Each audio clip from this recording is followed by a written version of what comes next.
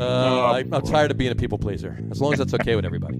Who have you ever pleased? I said as long as it's okay with everybody. All right. I see what you're doing there. And they're done. There we go. All right. So And hey, John's out. well, I got a few others. Try the veal, people. He'll be Exactly. here all show. Forget to tip your bartenders.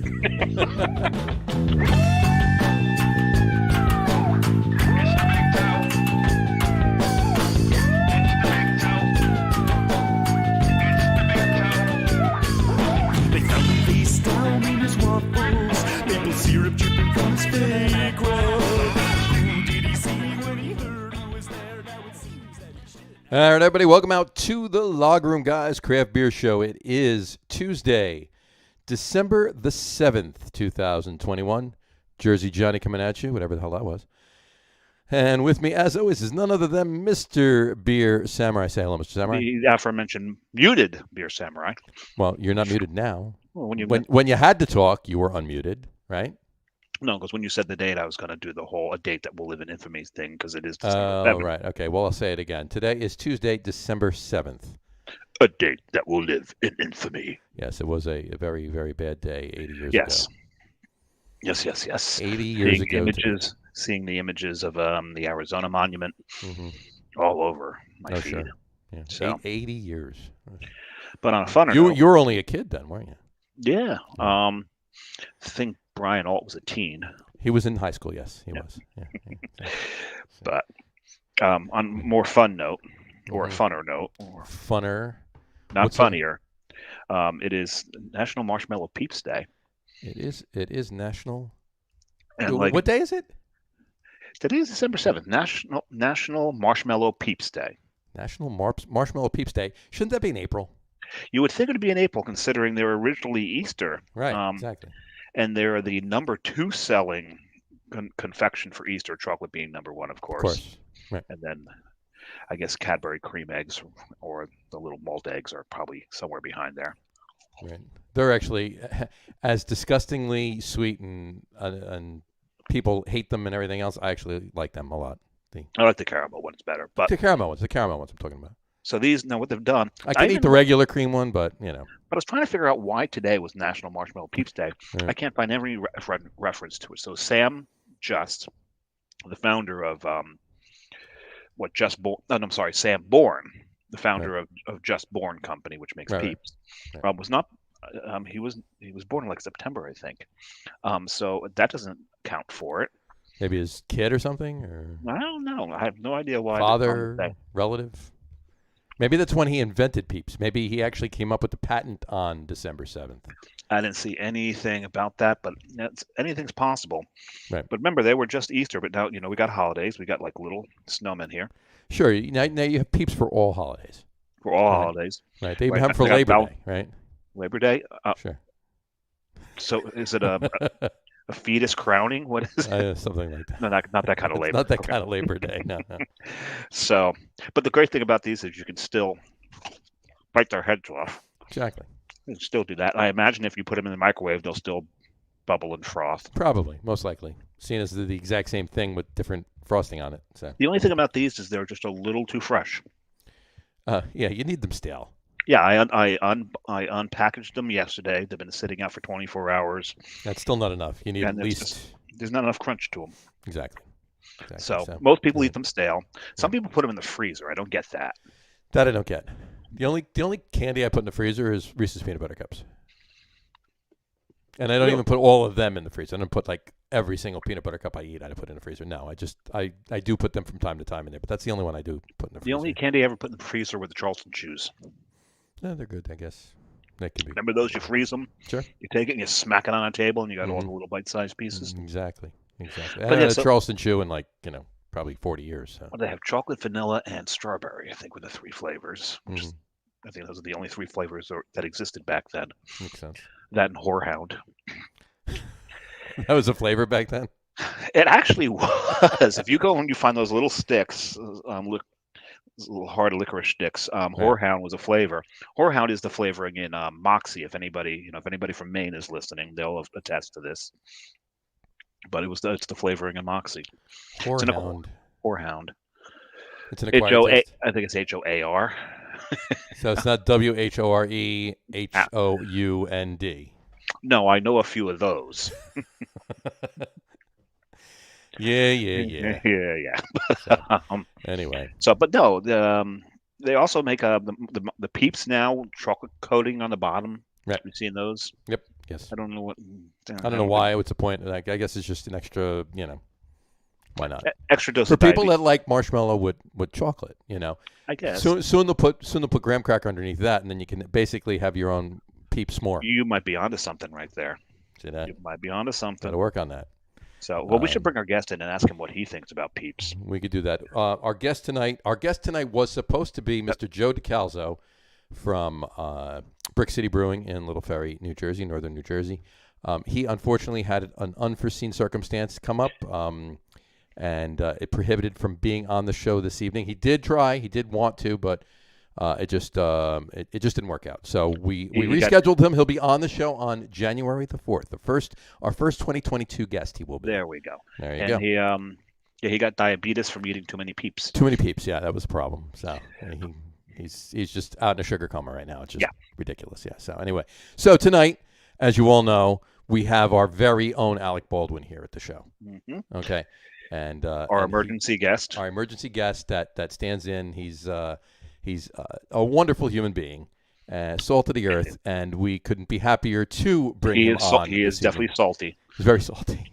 That's where I was going with that, but we couldn't be happier to have him on the show with us tonight. Ladies and gentlemen, please welcome to the show Mr. Tom Mulvihill, the Beer Whisperer. Hey guys, how are you doing? I do want to say right up front, though, since you're comparing me to Alec Baldwin, I haven't killed anybody on purpose or accidentally. Not that can be proven anyway. Lately. Okay. Damn, gotcha. For beer evangelist, prolific drinker, purveyor, wisdom all around, good guy. Get that. Exactly. There you go. Perfect. There we go. Now we've got that dispensed of the formalities. There you go. And you, Tom, you actually also have the dubious honor of being the first guest on the posting slide to be. I'll put it up again to have the holiday background behind you. There we go. There you go. Oh, there we go. How about that? I am a festive guy. Look at that. The second guest to do the show in front of a fireplace. Exactly. Yeah, yes, second guest. Fireplace this time, yeah. This is true. Look at this again. You see Christmas tree there? Do you see anything else in this, though? Do you see anything else in this?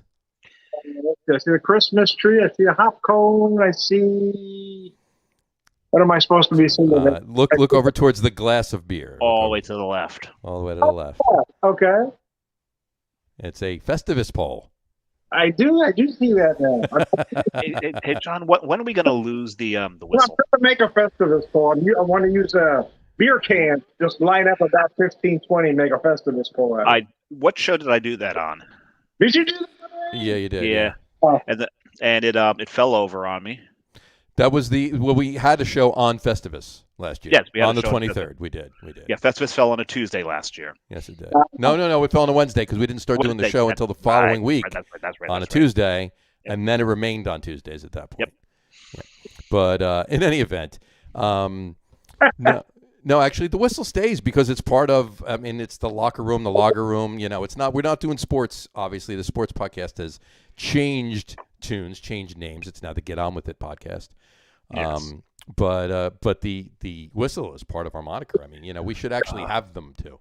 It's a logo anyway. We should have whistles. So if one of us is rambling on, we can blow them, and we'd be blowing all freaking show. Exactly. I should phrase that differently. The whistle. The whistle. Smile, if that's the case. Yeah. Exactly. Yeah. Whorehound. I got to say, my wife was chuckling through that whole whorehound discussion. She's over on that, they're just laughing. That's great. That's awesome. So it's time. The ones with the W, just so you know. Oh, well, there you go. All right. And what is your stance on Peeps? I love Peeps. Oh my goodness, it was my favorite Easter candy. I love Peeps. Stale, fresh, frozen. Yes. Yes, no, I've never done them frozen, but stale or fresh. Yeah, I've left them out for 3 days and still ate them. Mm-hmm. Three, rookie.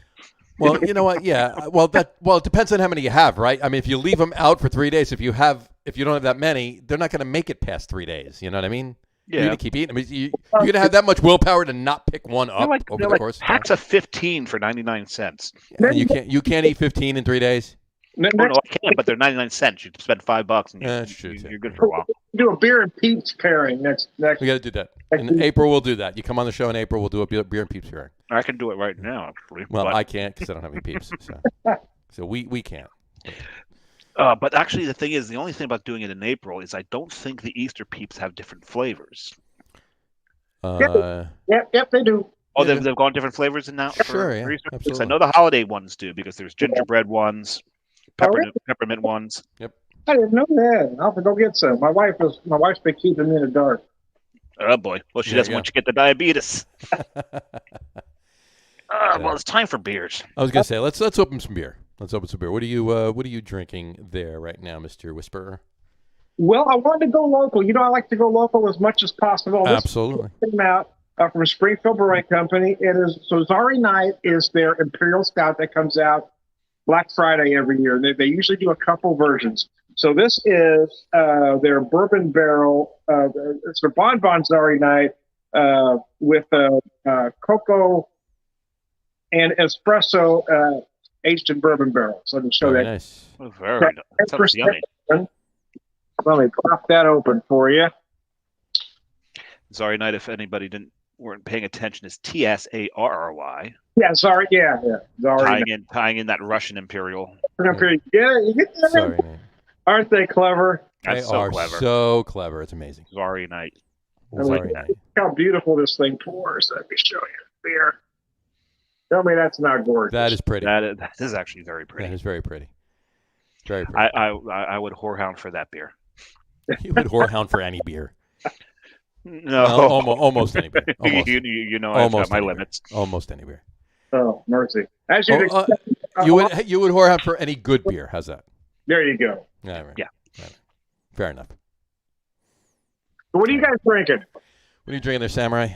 Well, I've got my tree. Well, actually, I've got Carrie's Treehouse glass. I got one of these, but dropped it on the way into the apartment. So, now, how did you know? Here's the question. How did you know? Because I have my answer to this. How did you know that the one you broke was yours and the one that remained was hers? Because 2 trips ago, she got this one. I didn't get one. So there was only one glass to break. Oh, okay. I just thought there was 2 glasses. One broke. The other one, of course, was hers. The one that broke was yours. And of course, well, if that was the case, I'm the one who dropped it. So yes, of course, the one that broke would be mine. Would be yours, yeah. That's true. But what I am drinking out of it is King Julius. Oh my, King Julius. Now, what's interesting, I told John earlier that I'd gone up there and I'd actually ordered and paid for a 4-pack of Julius, and it wasn't until today, after looking at it to get the ABV to send to John for his crawl like he loves to put up, that I realized actually this is King Julius. So, score for that one, that's for sure. Yeah, I don't mind that at all. Don't mind that little mix up. No, unless I read the menu wrong, it's very possible. And here's your crawl. There you go. There's the crawl. The aforementioned crawl. The aforementioned crawl. Can I do a quick pairing with you guys real quick? Sure. Go right ahead. What are you eating there? And this is holiday. My wife made these shortbread cookies for me today. Oh, I love it. This drives her crazy when I do this. But I'm going to do this with her watching as I do this. That's a beautiful thing. That looks lovely. Oh, my goodness. That's genius. Is there any way here? You know what? Just here, pass me one. Yeah, just send one over. There you go. I don't think that would go with my beer. Probably not. It might go with my beer. Since I haven't checked this in yet, so I got to do that. Gotcha. Because we're not only whorehounds, we're untapped whores. Yeah, untapped whorehounds. Yes, there we go. Exactly. All right. I will put my beer up. I was gonna have some Brick City beer tonight, but I'm not now because obviously Joe did not come on the show. So I had some holiday beers in the fridge, and I want to drink them. I want to make room for some other stuff. So we're going with those. We're going with some lighter holiday beers. So what's your first? The first one is going to be closer to Tom than you or I. Shiner Holiday Cheer. Oh, yeah, okay. That is a classic. You're right. Classic one. It's actually here. I'm going to put the crawl up there. Hold on one second. Gotta retake this photo. It's actually a Dunkelweizen. It's a Dunkel, the style they brew it with, but it's they brew it with peaches and pecans. You sure it's a Dunkelweizen? Because they make something they call a Bock. That's really not a Bock. No. Well, I mean, it's the style of a Dunkelweizen. So. Okay. There you go. But it actually. So they call it an IPA. You're funny. What are you trying to say there, you snob? The holiday IPA. There you go. I don't know. I guess it's always bothered me that they call Shiner Bock, and it's really not a Bock. It's really not a Bock, but hey, you know what? Is what it is. But this one actually is, of all the Shiner beers, this one is actually my favorite. It's very drinkable. It's pretty tasty, and let me have a little sip. Hang on a second. Yep, that's good. I'm gonna have to go dark with my next beer, aren't I? I'm feeling left out. You're feeling left out? Yeah, you might want to do that. Well, you guys usually pop a lot of big ABV, so I was ready for you today. So you were ready, and John went light. Lo and behold, I went light. There you go. So I'm at what, 8.2? You're at 8.2. I'm at 5.4. Yeah. Yeah. But and Shiner Brew. It's not Shiner Brewing. It's Spetzel Brewing, right? Spetzel. Spetzel. No, it'd be an A. Brewing. Spetzel. Not Spatzel. Spetzel. Spetzel. Spotzel. Yeah, but that'd be an A, and you'd have it in butter with some onions. Anybody listening parsley? from Texas, because we do have a bunch of people listening from Texas. And Tony, if you're out there, let us know. Is it Spotzel, or Spetzel, or something else, or something special? Or something special, but it's we're located in Shiner, Texas, which is where the name comes from. So Tony's actually on the road right now. He is in the road, yeah, on the road, over the road. He had actually sent me this is the view he has at the moment. Oh my goodness! There you go. I told him that's a hell of a lot of road. That's a lot of road ahead of you. A lot of road there. Mm-hmm. So, and I bet you the view behind him is pretty much similar. The same thing, yeah. Yeah, exactly. So anyway, all right. Well, we got them. How you guys doing this evening? Oh, heck, if I was doing any better, I couldn't stand myself. There you go. Well, that works. By the fireplace, man, it is hot here. My balls are starting to sweat, though. It is. You're talking about the ones that are hanging on the Christmas tree next to you, right? Yes, of course. A little glistening on them, right? Yeah.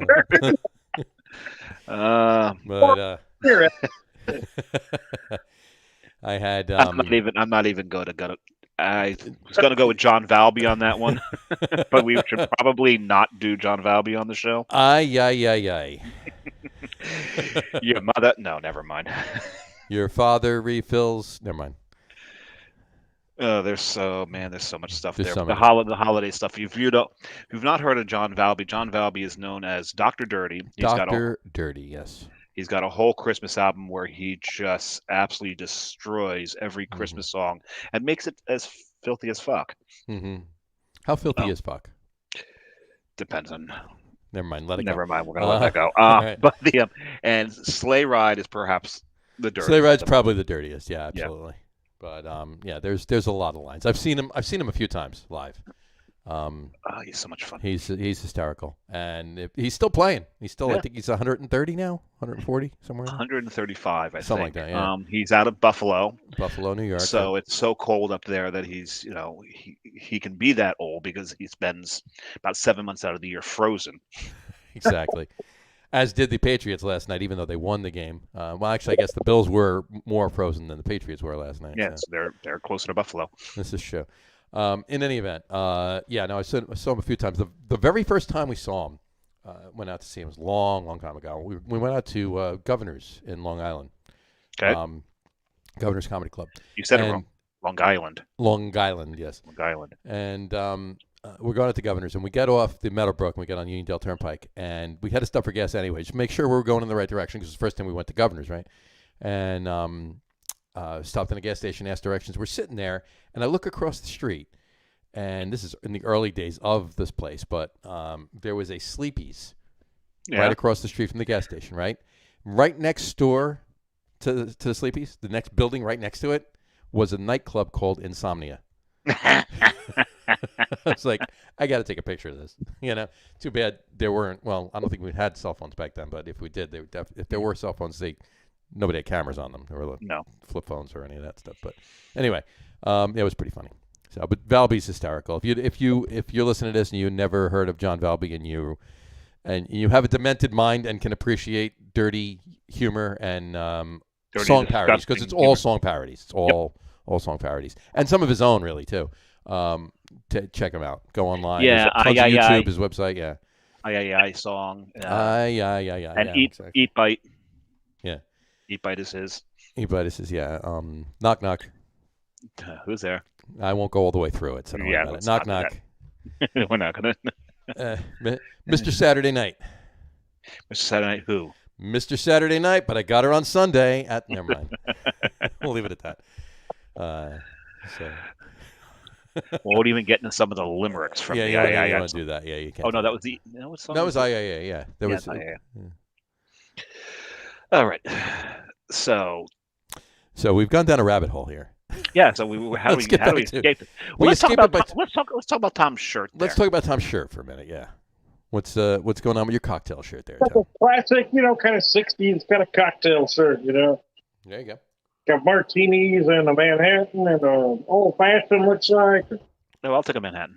I will take an old fashioned. We'll talk about that later. Yeah, I think we were going to talk about that later, right? I've got myself walled in so I don't make it to the booze cabinet. Okay. Trying to. Yours is right behind you, so. And I already took one down that I can actually finish because there's not much left in it. So. Well, when you get to the top threes, that'll probably come up again. It may. It may. But yeah, and I have others. And I actually was going to. I was toying with the ideas. I just want some bourbon tonight if I am going to have any. But I was toying with the idea. I told you before. I said it when I was up in Boston about a month ago. On Friday night, we stopped at Bully Boy Distilling in Dorchester. It's only about 4 or 5 blocks from Dorchester Brewing, Dave. So and we stopped there, and we're having the cocktails there are fantastic, and they make really good liquid there, but they have their own Amaro, and that they make, and they actually made one that they put a lot of extra rhubarb in it, and they call it rhubarbaro. Oh my goodness. Right? And it's actually won double gold at San Francisco. So nice. I tasted it and fell in love with it, and I actually have a bottle of it downstairs. Hasn't made it up here yet, and I was actually going to I haven't opened it yet. I was actually going to crack it on the show tonight, but I'm like, you know what? I can't, because what'll happen is it's full, and I'm cracking it, and it's so good, I will just drink way too much of it for a Tuesday night, so bad thing. So I chose not to. I went with the bottle, if we're going to have any, I went with the bottle that had a little in it, so I could just, finish that. And we'll make a dent. So anyway. And I'm getting really jealous. I really want a shortbread cookie now. I could go for one too. I got shortbread is my favorite. I love shortbread cookies. I love shortbread cookies. Absolutely. Amazing. She makes the best cookies and pies. Oh, Lord have mercy. No, that's awesome. That's awesome. Yeah, I love a good shortbread cookie. And it works beer very well. My Amazon order was just delivered. There you go. Bully for you. Boy. But that reminded me of an old sitcom, a line from an old sitcom. I do like a short cookie, Bert, and you do make them short. What is that from? Tell me. No clue. No clue, Tom? No, not sure. It's the Honeymooners. Mm. That's classic. Yeah, it's very classic. Oh, it makes sense, yeah. It's that line is probably about 70 years old right now. So, back when you were in high school. Long time ago. I was talking to Dave, not Tom. Anyway, all right. So let's talk about some holiday stuff here. We talked about holiday beers on a few shows ago with Tony Forder from Ale Street. But let's get Tom's top three. Why the hell not? I mean, we went over ours. We know what ours are. This is the holiday beer is not the top three. Holiday beer is not the top three that we're going to do later. It's just Tom Mulvihill's top three holiday beers that he enjoys himself, his favorites. You might have one in his hand right now. He might have one of them in his hand right now. He very well could. Absolutely. Missouri Night, they do 2 versions of this Imperial Stout every year. Right. Last year they did this Bonbon, and they also did a vanilla. This year they did this Bonbon again, but the second one they did is a 3-barrel. They've aged it in 3 different barrels, and it is just beyond amazing. You can try that on Friday. Again, another local that you guys have heard me talk about, Mother is another local brewery. Is formerly known as MILF, the Mater Familias, which is their imperial stout, aged in multi-spirit barrels and then blended together. So, but if I had to pick just in general, and I like to stay local, but I'm going to get off local for a second because I think this is the classic holiday beer, the Sierra Nevada Celebration. That beer gets mentioned on the show so often. This one? That one right there. It is the Where's yours, Dave? holiday beer. I don't have one. Oh, too bad for you. Drank one the other night when we were in where were we? Oh, Underdog down in the Five Eye District. Right. Yes, redundant financial district. I know. Five Eye District. Five Eye District. The financial district. That was a good night because we started at Underdog. We made it to Fool's Gold after that. Mm-hmm. Then we went to Proletariat. Mm-hmm. Then walked across the street to Augerswell. Mm-hmm. Then went around the corner to Good Beer. Good beer's good. Yeah. Good beer's good. So, it was a good night. Yeah. And then, so it was early. Good beer usually closes at 9 or 10, right? Yeah, no, we it was Friday night. We got back by I think 11. All right. And then there's Brooklyn dumpling shop opened on the corner of St. Mark's and is it Second, I think. But just down the road, there's a dumpling shop that just opened. Nice. That's Not cool. bad at all. Not very bad nice. at all. Owner's very nice. Was Greg in Augerswell? He was not. He was not. Gotcha. Was not. He's coming on the show at some point soon. So cool. We'll get the whole shtick from the East Village at that point. We should do a weekend show and do it from there. We could do that. We could definitely do that. Anyway. Though no one would hear us. That place can get very loud. Well, it depends on when we do it. I mean, we can go over there and do it earlier too. If it's much later at night, forget about it. Not going to happen. Okay, so those are your top 3 holiday beers right there, Tom? So the Zari Night, not necessarily the one, a Zari. I always have the Zari Night, the Mater Familias, and like clockwork, usually about a week before Thanksgiving, I'll pick up the Sierra Nevada Celebration. Just like Johnny. 3 I have every year. I go, Tom, I don't know how much you go through, but I usually go through literally, and I have no shame in saying this, I usually go through about, probably a good 2 cases of Celebration myself. So, and then myself. And then after Thanksgiving. And then on Black Friday. So it was funny. I'll do a quick recap. What was funny is we did a top 3 list of our top 3 favorite holiday beers a couple weeks ago with Tony Forder, and we did this. It was the first list that we repeated because we did it last year at the same time, right? And we didn't look before we actually gave our top 3s. We didn't look at what ours were last year because your taste can change, your mindset can change, whatever from time to time, especially over the course of a year, especially with seasonals. So mine were my 2 and my 3 were different. My number 1 was the same, which is your number 1, which is my number 1, which is Sierra Nevada Celebration. That was the same, but last year I had said Nice Chouf and Scaldis Noel were my 2 and 3 respectively, and this year was St. Bernardus Christmas Ale and Avery Old Jubilation were my 2 and 3 respectively. However, Samurai gave his 3, 2, and 1, and they were exactly the same as his last year's 3, 2, and 1. Without even trying, that's what it was. And guess what I found over the weekend? And what did you find over the weekend? Prairie Christmas Bomb. There you go. My number 1. Your number 1. And Love that beer. His number 2 is my number 2 is St. Bernardus, and his number 3 is Anchor. And I think we might see a we might our special, yeah. Yeah, so there you go. So cool. Any good beers lately? Just off the cuff, just holiday or other that you've had, Tom? Well, something special that you want to, I kind of just covered it, but again, these came out on Black Friday.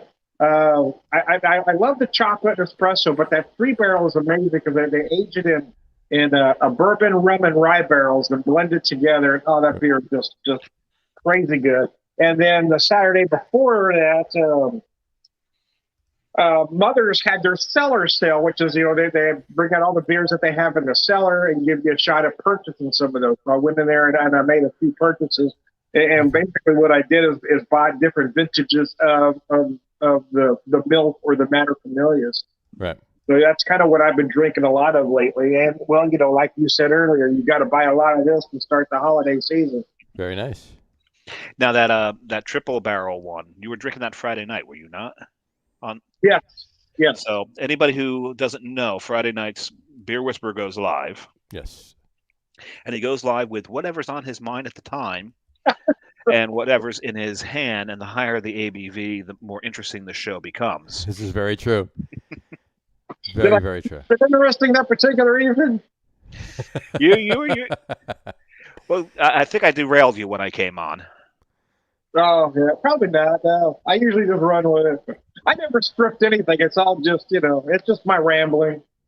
That's funny. It's just the brain droppings of the Beer Whisperer. Pretty much, yeah. Or some kind of droppings anyway. But yeah. Something's dropping. That's funny. Yeah, I normally pop on. Did you actually go on? Did you? No. You were commenting. Hi. Yeah. You were commenting. Yeah. So I was close, Tom. It wasn't last Friday. It was Friday. No, maybe it was last Friday. You actually went live on Instagram too, and on Instagram you can actually request to join. And I was close to actually requesting to join. So I was sitting there with a drink, and then I was about to do it, and I got a phone call. Oh, So we may have to take over a show one day. There you go. That'd be hilarious. That'd be a lot of notches in one, That would be good. Yeah, it would be get good and juiced first.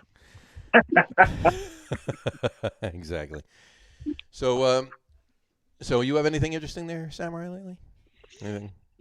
It's just I said this weekend hit up some of the better Manhattan craft beer bars. Gotcha. That's always a lot of fun. Sure. But now the city's being put kind of not quite on lockdown, but there's been some more. It's as locked down as it can be without actually being on lockdown. Yeah, right. So if you want to call it that, yeah.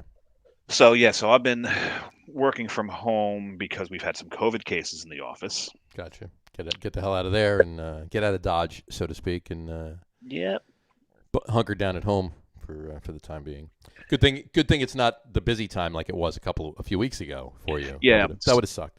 So I work in the retail business, but my particular job is getting all the stuff that makes the stores pretty to the stores so they can prettify their stores. Prettify. So Prettify. It's It's a technical term. Yeah, so we use it's an industry thing. So that way it can look like Christmas puked all over the store, in a good way. Santa's Village of the Damned. Yeah, right. So my holiday, for the most part, work-wise, is done.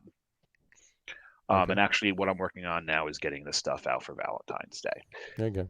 Yeah, so my role is like months ahead, and the people that do all the design are even they're nearly a year ahead. Oh, there you go. So they're already looking at stuff for holiday for next year. Holidays for next year, a year out. There you go. So that's so it's quieted down there. John will tell you he'll be on a Tuesday. He'll text me, "Hey, when's good to talk?" And I'll tell him February. Maybe. It got really insane. It was really intense month and a half. That's crazy. Yeah, last night I actually partook in a few beers. Had some things to discuss and some football to watch. And one of our producers actually came by, and we had an impromptu little can share, if you will. That would be the mat. That would be the mat. Yes. So we had a few. We had a couple of dark Czech lagers. We had a couple of alt beers. Which would be more appropriate to drink with our other producer. Very true. Very true. And then we got into some stouts. We had a Ross Oi Stout, which has been released this week. So how was that? It was very tasty. It's very tasty. Yeah, it's brewed with an oatmeal stout brewed with oysters and sea salt. So it's pretty good. So, Oi. And Oi Stout. I don't think it's like an Oi Stout. I don't think it's that. But was it released for Hanukkah? It was released for Hanukkah, right? Exactly. So, but in any event, kudos to PJ Wendell, who's been on the show, obviously, with Ross. The beer was pretty good. We had an Elevation beer, Vanilla Oil Man. Oh, my. Ooh. It was really, really good. Elevation makes some really good stuff. It was so good. It was. I got to tell you. It poured motor oil, and it tasted so damn good. And it's one of those beers where, you pour it in a glass and you're smelling it, and you don't even want to drink it because you just want to keep smelling it. Yep, I've had those. Right. Yep. And then we wrapped up the evening with a beer that Kane released this past weekend, Washed Ashore, and it was dessert in a glass. Nice. Between the chocolate and the vanilla and some other stuff, but it was chocolate in a glass, and it's barrel aged too. It was so good, so good. Now, speaking of Hanukkah, have you been following along with the Dave Grohl Hanukkah broadcasts? I have not. So this is the second year he's done it, where for Hanukkah he releases a cover with one of his bandmates, the other Jewish bandmate in Foo Fighters. Sure. And they do covers. And they do covers of songs by Jewish artists. Okay. They started off with a death.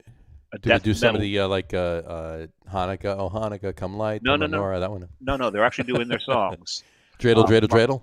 Nope. No, not Hanukkah songs. They're covers of these songs. I want to hear a Foo Fighters metal version of Dreidel. That's what I want to hear. Better yet, Night One was a death metal version of Stay by Lisa Loeb. Oh, wow. That's interesting. and that has what to do with Hanukkah? Nothing. It's nothing. She's a Jewish artist. Oh, I get it. So they're just doing covers by Jewish artists. I get you. Right. They did Barry Manilow. Mandy? No, Copa. Please say a metal version of Mandy. That'd be awesome. No, they did Copa. But they did all the rest of the stuff they did kind of straight up. They did, let's see, what else they did? They did Jump by Van Halen. Okay. David Lee Roth. Sure, of course. Train in Vain by The Clash. Mm-hmm. So, that would be Joe Strummer, and Mick Jones. And Mick Jones, right, yeah. Yep. Of course, they finished day 8 was Kiss. Of course. So it was it's a lot of fun. They did it last year. I need to go back and see them. And what is his name? Dave Grohl's or No. You said Kiss, right? So why did they do it for Kiss? But both. It's Paul Stanley and Gene Simmons. But Gene Simmons, what's Gene Simmons' name? Oh, I forget his real name. Chaim Witz. Yeah. Chaim Witz, yes. Mm-hmm. So, but speaking of Hanukkah, we're losing a brewery out of New York City, are we not? Are we? Did we, or have they folded? What's going on with the Old Jewish Brewery? The Old Jewish. The brewery. All. Oh. When you said New York, I'm thinking the city. Yes, Schmaltz. Yes. Well, here's the thing. Jeremy Cowan. And under? Well, they didn't go under. He's retiring the brand. Jeremy Cowan he was always a contract brewer. Then he opened his own brewery finally, like years and years into it, and he only had it for a short time, and he sold it. In fact, he sold the brewery to Single Cut. Yes, he did. And that's upstate New York in that. But in any event, and he went back to contract brewing. And he had been contract brewing again for several years now. But he retired the brand. And he's working on a few other things too. The Lenny's Bittersweet RIPA. The Lenny's the Lenny's is delicious. The Ripa on Rye is actually really good too. And then there's the Jubilations. And then the Jubilations. And Bok is actually one of my favorites. It's actually a very good beer. I've never had that one. Mm-hmm. So there you go. Leon is chiming in. Hey, it's my buddy Leon. He said Gene Simmons is Gene Klein. That was Chaim Witz is Gene Simmons' name, no? Because here's the thing. I am not going to question Leon on any of this stuff. I'm not questioning him either. I just always thought it was Chaim Witz. Because if you spend any time talking to Leon, mm-hmm. you'll know immediately that he knows the name of every member of every band in every iteration that the band has ever been in. And the names of their children and their never mind. Yeah, definitely their wives. He also said Paul Stanley is Stanley Eisen. They are. And I'll go along with you on that because I actually didn't know that. But I really, I always thought forever I thought it was, and Tom's gone. We lost Tom? I guess Tom was upset. Where'd he go? Where'd he go? Look down. But in any event, I'm sure he'll be back momentarily. That little bugger got away again. Yeah.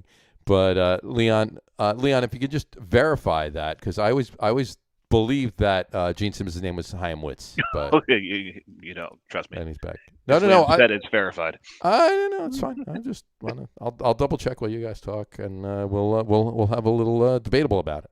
I had some minor technical difficulties, but I'm back. We noticed. Well, thank you for getting back. We appreciate that. So. I'm back. See, what we do is we pay his wife to keep him there, and every now and then he tries to escape. But she just lures him back with shortbread. She lures him right back. Absolutely. I chew through the hackles, man. There's not a straight jacket that can keep me down. There we go. Gene Simmons, born Chaim Witz, August 25th, 1949, and is an Israeli-American musician, singer, and songwriter. Also known by his stage persona, the Demon. There you go. Okay. Never heard him called that. He dresses as one, but I've never heard him. I never heard him called that either, but that's news to me. Dude. But whatchamacallit. So there you go. So, oh my God, are you telling me? And Leon, he said, "Just wikied. You're right. No worries, Leon." This is the first time I've ever known Leon to be wrong. There you go. Oh boy. Oh boy. I'm sorry, my world's just been turned upside down. Leon, apparently you're disappointed samurai. Not disappointed. It's just this doesn't Shocked. happen. You shocked It samurai. doesn't happen. There we go. Let's. China's going to be launching missiles at us through containers. No, seriously, there is a conspiracy theory out there that China has loaded up shipping containers with missiles. I gotcha. And they're all worried because there's so many Chinese vessels sitting off the port of Los Angeles, mostly because we're so backed up in customs. Has nothing to do with that. Hey, go. Oh, see, there you go. He says, "I have been wrong before. Remember, I was married." He was indeed married. Cheers. Cheers. But Dave, stay with me. 3, 2, 1. Been there, done that. All right, there you go. Corrected. And 27 years. See, well, she makes shortbread cookies for you, so that was probably not a mistake. The rest of us corrected our mistakes. And I will tell you, and cheers to Leon, because Paul Stanley was born Stanley Burt Eisen. So that was correct. So there you go. But no, this conspiracy theory is out there. They're worried because they've got all these Chinese vessels parked off of Los Angeles with all these containers on it, but they've been parked there for a very long time because customs is so backed up there. So to see if there's any truth behind it, I actually looked into it a little bit. Imagine that, vetting information. Rather than just swallowing it hook, line, and sinker just because it goes with my with what I believe. So I looked into it. And it's true that there has been discussions about putting missiles in containers just to have a storage covert strike. But you know who came up with it? Not sure. We did. Oh, of course. Well, there you go. Because the U.S. Navy actually was considering putting missiles on merchant vessels in containers. Lovely. But now the right-wing conspiracists now think that China's doing it. All right. Well, seeing as we don't talk politics on this show. Okay, so the nut job conspiracists. He started. All right. Well, it came off of a right-wing website. So, anyway, back to what you were talking about, though, Tom. Actually, Dave. Well, both of you, all three of us, as a matter of fact. Schmaltz. Oh, Schmaltz. Yeah. So he's Jeremy Cohen is retiring the brand, and who knows, he might bring it back in the future. But he's retiring the brand. He's got a couple other things going on, a couple other irons in the fire, so to speak. And he's been doing a tour for the last month. I think it's still going on for a bit. And he brewed a barley wine and a couple other things, and he's been on tour with some aged kegs and stuff like that. And he just did this past Saturday. He did 2 hours at Spite and Dival in Williamsburg, and he did 3 hours at Barcade around the corner on Union Ave, the original Barcade in Williamsburg. And did we get confirmation that somebody that we know actually did attend on Saturday? Yes, there's two people we know that attended. And who were they? One was Joe Granite, right, and the other was Mike Kivovitz. Well, Mike is that's one thing, but Joe, I did say to him when this was first announced that they were doing it, I says, "Let me know if you're going. I will go with you." And Ooh, then I found out he went. That rat bastard. Yep, that rat bastard. Major TFTI. Major TF, especially, any other place is fine. But if you're going to go to Williamsburg and there's something going on at Spuyten and I tell you to let me know if you're going and you don't and you go, that's a problem. That's almost as bad as telling someone to go there. I got tickets for an event there and then not showing up. Yeah, but with you the still tickets. went. I still took care of it for you. No, you didn't. Yeah, I did. No, you didn't. Yeah, I did. I called Andy. The bartender because the bartender told me, he looks at me, he goes, because I was bitching about the aforementioned person who, I'm not going to say their John's name. Right. But the bartender, I'm starting to curse, and the bartender's like, "What's wrong, man?" So I told him what's going on. He's like, "They're not checking a damn thing back there. Go on in." Well, so even though you may have made the call, I did call already Andy, but you were already there. Yeah. Well, when I called Andy, I texted you, and you says I'm already in the back. So yeah, I'm already all right, whatever. Yeah. So I wound up with my son that day, which was fine because spending time with my son. Now my son is 21 now. At the time, he was 10, I think he was. I mean, it was a while ago. That was a while ago. So if I had gone in, it would have been me and you and my 10-year-old son. So that would have been exciting. Interesting. It would have been an interesting afternoon. So, but in any event, So that's what's going on with Jeremy with Schmaltz. Yeah, but we are losing 4 breweries in New Jersey. I did get to talk to Garrett Oliver that night. So yes, you did. You talked to Garrett. We're losing another brewery. We're losing 4 breweries in New Jersey. 4. Which 3 4? are closing. 1 is moving. Okay. All right. I'm not even going to guess. All right. Raritan Bay is closing. They're in Keyport. Wow. Mm-hmm. Okay.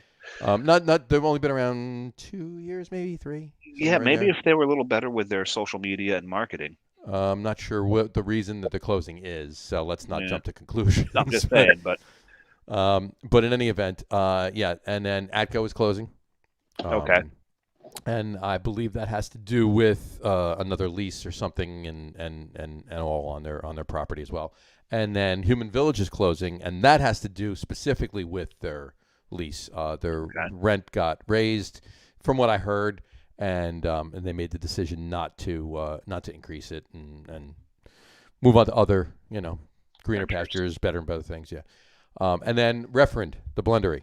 Yes, that's right. They're moving out of Jersey. They're moving out of Jersey. They're moving to Pennsylvania. So we're losing them, not so much because they're closing. They'll still be around, but they'll be only about 5 miles away, but just on the other side of the river. Yes. From where they are now over in Pennsylvania. So. And there's rumors of another brewery up for sale. We won't get into that. We'll talk about it offline. Yeah. At first I heard about it, so okay. No, I think you commented on the post, so. I did? Yeah. Oh, no. That was one of them. Wasn't it? No. It was another one? Okay. We'll get we'll have to talk about it. We'll get just in case it's fake news, we're not going to. Just in case it's fake news, we'll have to vet it first. Yes, let's vet that first. everything on this show. So there you go. Bullshit. No, we don't. Not at all. That's absolute bullshit. We can't back that up. As bad as anybody else. Just like, anyway. So what's you know what? Let's talk about first. No, let's open a second beer. I saw Tom drain his. All right, Tom drain his. By the time you two finish yours, I'll be ready for my second.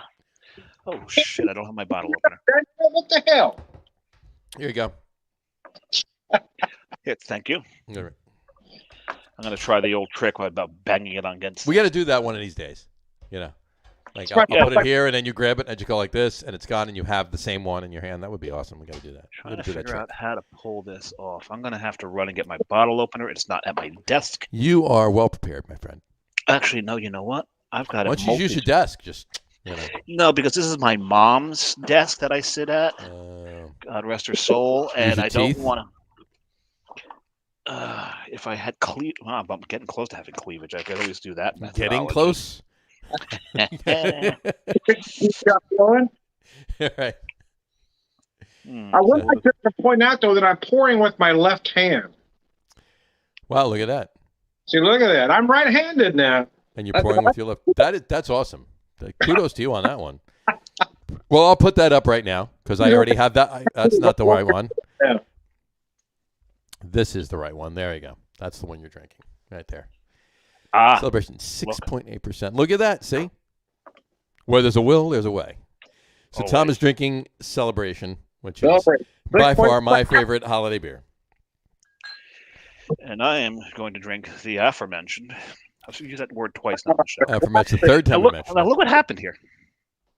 Well, The wrap. the wrap on the neck fell down. Look at that. So there you go. It didn't fall down. The wrap on the neck's there, but No, it's the other one. There's another one. There's like a collar. oh, the on under that wrap. one. Oh, The yeah, under yeah. wrap. No. Yeah. No, look, Yes. it's the same. It's the same thing as the top. Is it? That beer. Is it really? Yeah. See. Oh, look at that. It is. You're right. So they put 2 on that bottle. Yeah. Something You're happened. special. I think apparently Valero Snort did the labeling job for them this year. I think it was. Yeah. So you're drinking an Anchor Merry Christmas and Happy New Year 2021. Correct. Yes, and John knows that I think this is one of the best years they've had in a while for this one. Yep. This is this one's special. Some wonderful cocoa notes, allspice, spruce. It's just a wonderful balance this year. Absolutely beautiful balance. Well, there you go. Kudos. I will open up my third, second, whatever it is. There we go. It's We somewhere talk out. while I, like, need it. Somewhere out of earshot. Exactly. Well, it was down there. I had a cooler or whatever, so keeping it a little colder. But again, just went with some of the lighter holiday beers we had in the fridge. We had a bunch for Thanksgiving and that, and Old Standby, Sam Adams Winter Lager. There you go. Why not? Wait a second. You're drinking a lager. I am drinking a lager on the lager room. Yes, I am. By the way, I just want to point out one thing. I just finished the lager on the lager room. Yes, I just I drank know. a Dunkelweizen. So It's a Dunkelweizen. Yeah. That was a wheat beer. It's a wheat lager. it's a wheat lager. So there you go. A lager nonetheless. This is not going to last long. I would imagine not. Mm. So there you go. I got a 6-pack, wanting to put like 3 or 4 of them away. Mhm. There's only 2 left. I get that beer. I get 2 6-packs a year because I'll blow through a 6-pack right away. Yeah. But of the second 6-pack, I always keep 2, so I can always do a 3-year vertical. Right. You know. I usually get the 6-pack, leave 2, drink last year's with the new year. Mm-hmm. But I leave the one because I was building a vertical for the longest time that goes back to 2012 or 2014. I forget. Okay. But it actually broke the vertical last year. Oh, really? Oh, yeah, you did. I remember you saying that. Yeah. Yeah, I Last never year. got it last year. So Trying to remember what the reasoning was. I do have, and it's under the bar back here. I do have a 5-year-old. It's in the fridge under the bar, I should say. I do have a 5-year-old Magnum of Oh, Anchor. thank God you clarified. I thought you had a 5-year-old stuck in the fridge under your I got a bar. 5-year-old in the fridge right there. And a 5-year-old Magnum of Anchor. Merry Christmas and Happy New Year, 2016. Very nice. So we'll have to. I'm not drinking a Magnum by myself, so we'll all have to have a little of that at some point. So, but in any event, actually We'll we have did. we'll have to get Tom out to Jersey. We'll have to get Tom at the Jersey, yeah, and we'll do that. But as he had his ticket in to get some of that is some shortbread cookies. There you go. Oh, I will make you up a very nice tin. I'll tell There you. you go. There you go. There you go. But Uh-oh. Something's on fire. maybe it is North Hudson. Lord alarm. North Hudson going to work. Yep. There you go. But anyway, as I was saying, Actually, they're right. Wow, 1 block over. look at that. So you can watch all the action from your window. No, I think they're turning on. Sounds like they're making a left onto Park. All right. Actually, it's either that or they've got Santa. Let's see what's going on out there. Dave is such a Nope. kid when it comes to fire engines. Nope. No Santa. Anyway. Oh, like you're not. Like you're not. Well, duh. All right. Anyway, Anchor Christmas. Years ago, in 2013, we had a bunch of us. We did a vertical, and we did a vertical dating back to '96. So we did every year from '96 to 2013. So that was what, 18 years? Wow. 18 years. And I got to tell you, you know what the best of all of those years was? You think I have this memorized by now since it's the third time you've told this. Well, I haven't said it with Tom on the show now, have I? Yeah, but you think I'd remember since I've heard of this. For Well, then why don't you tell everybody what the best year was? No, I can't remember because that's my point. I've heard it 3 times now, and I still can't remember. I guess it would be the first one. No, actually, no. 96 was good. 98 was the best year of all 18 years. 98 was the best year. 2013, the best one, including the current year. 98 was the best year. Well, The worst year was the next year. It was 99, actually. So, and I don't know if that was just a bottle. Maybe it oxidized a little bit. I'm not quite sure. But 98 was absolutely by far the best one of all 18 years when we did it in 2013. This beer ages so well. That's Absolutely. why you can vertical it back to 10, 15 years. And it holds up. Mm-hmm. Some years don't. The balance might be a little off. Maybe, if they put some evergreen in it, some of the oils did something. You never know. Mm-hmm. But some years hold up better than others, and it's just you got to get it every year. Yeah, it's such a good beer. Yeah, they definitely have to. I mean, you have to get at least a 6-pack of it. Just get one of them. And this is one of the OGs when it comes to holiday beers in the Mm-hmm. U.S. This is true. This is definitely true. And whereas you had some of your other OGs that really did not stand the test of time. Yep. Like one of the things I looked forward to every year was Harpoon's Winter Warmer. Oh, sure. It's not what it used to be. It's not. So And I'm not sure why it's not, because it's not as if, let's put it this way. Harpoon has expanded over the years. We know this, right? Yes. But Harpoon's Winter Warmer was a very good beer. And make no mistake, I'm not saying it's a drain pour. It's just not what it was. No, and it was about 6-7 years ago, I think, is what it. But Harpoon has been at the size they are now and the capacity that they are now for many years. Yep. So it was still a good beer. It's not as if their production increase has caused it to fall off. It's not. I don't know what they're doing. They're doing something different to it. And again, it's a good beer. I'm not faulting it. It's not what it was. It was not better. what it was. It doesn't mean it's bad now. It's a good beer. It was better 7, it fell off 8 years ago. what it used to be. Right. So there you go. This is. And I even had it on tap in Boston, Mhm. and there was really no. As did I difference. 2 weeks before you had it on tap. Right, in and there was Boston. no appreciable difference between that and the bottle version. Although I will tell you, the best thing I had at the brewery that day was not a beer. Oh, it was the cider? No. Well, we got pretzels, right? Because you got to get a pretzel when you're at the brewery. But they had gobblers. They had. Oh, yes, the gobbler. Now, the thing about the gobbler, because Carrie knows as well, she goes, "Oh, a gobbler, that's such a cool idea." I'm like, every place in New England has a gobbler. And the gobbler is just Thanksgiving on bread. On bread, yeah. It's just a sandwich. But it was so good. Turkey, stuffing, Mm-hmm. cranberry sauce. Yeah, it was quite good. You can get a gobbler in almost anywhere in New England year round. Mm-hmm. Yeah, if you look for it, you can. Yeah. No, they're always offered. Doug Smith. Oh, this is a very, very appropriate typo. Okay, he said. Assuming it's a typo. Cheers, guts. That's a very appropriate. And then he changed it to guys. No, you were right the first time. There's a lot of guts here. There you go. And we're not talking bravado or bravery. Not at all. So, in any event. Yeah, when people say, "Hey, go with your gut," I'm like, well, Exactly. I kind of have to because it just kind of leads me. Right, exactly. It gets there first. It gets there first. Exactly. Yes, once you get that momentum going. Right.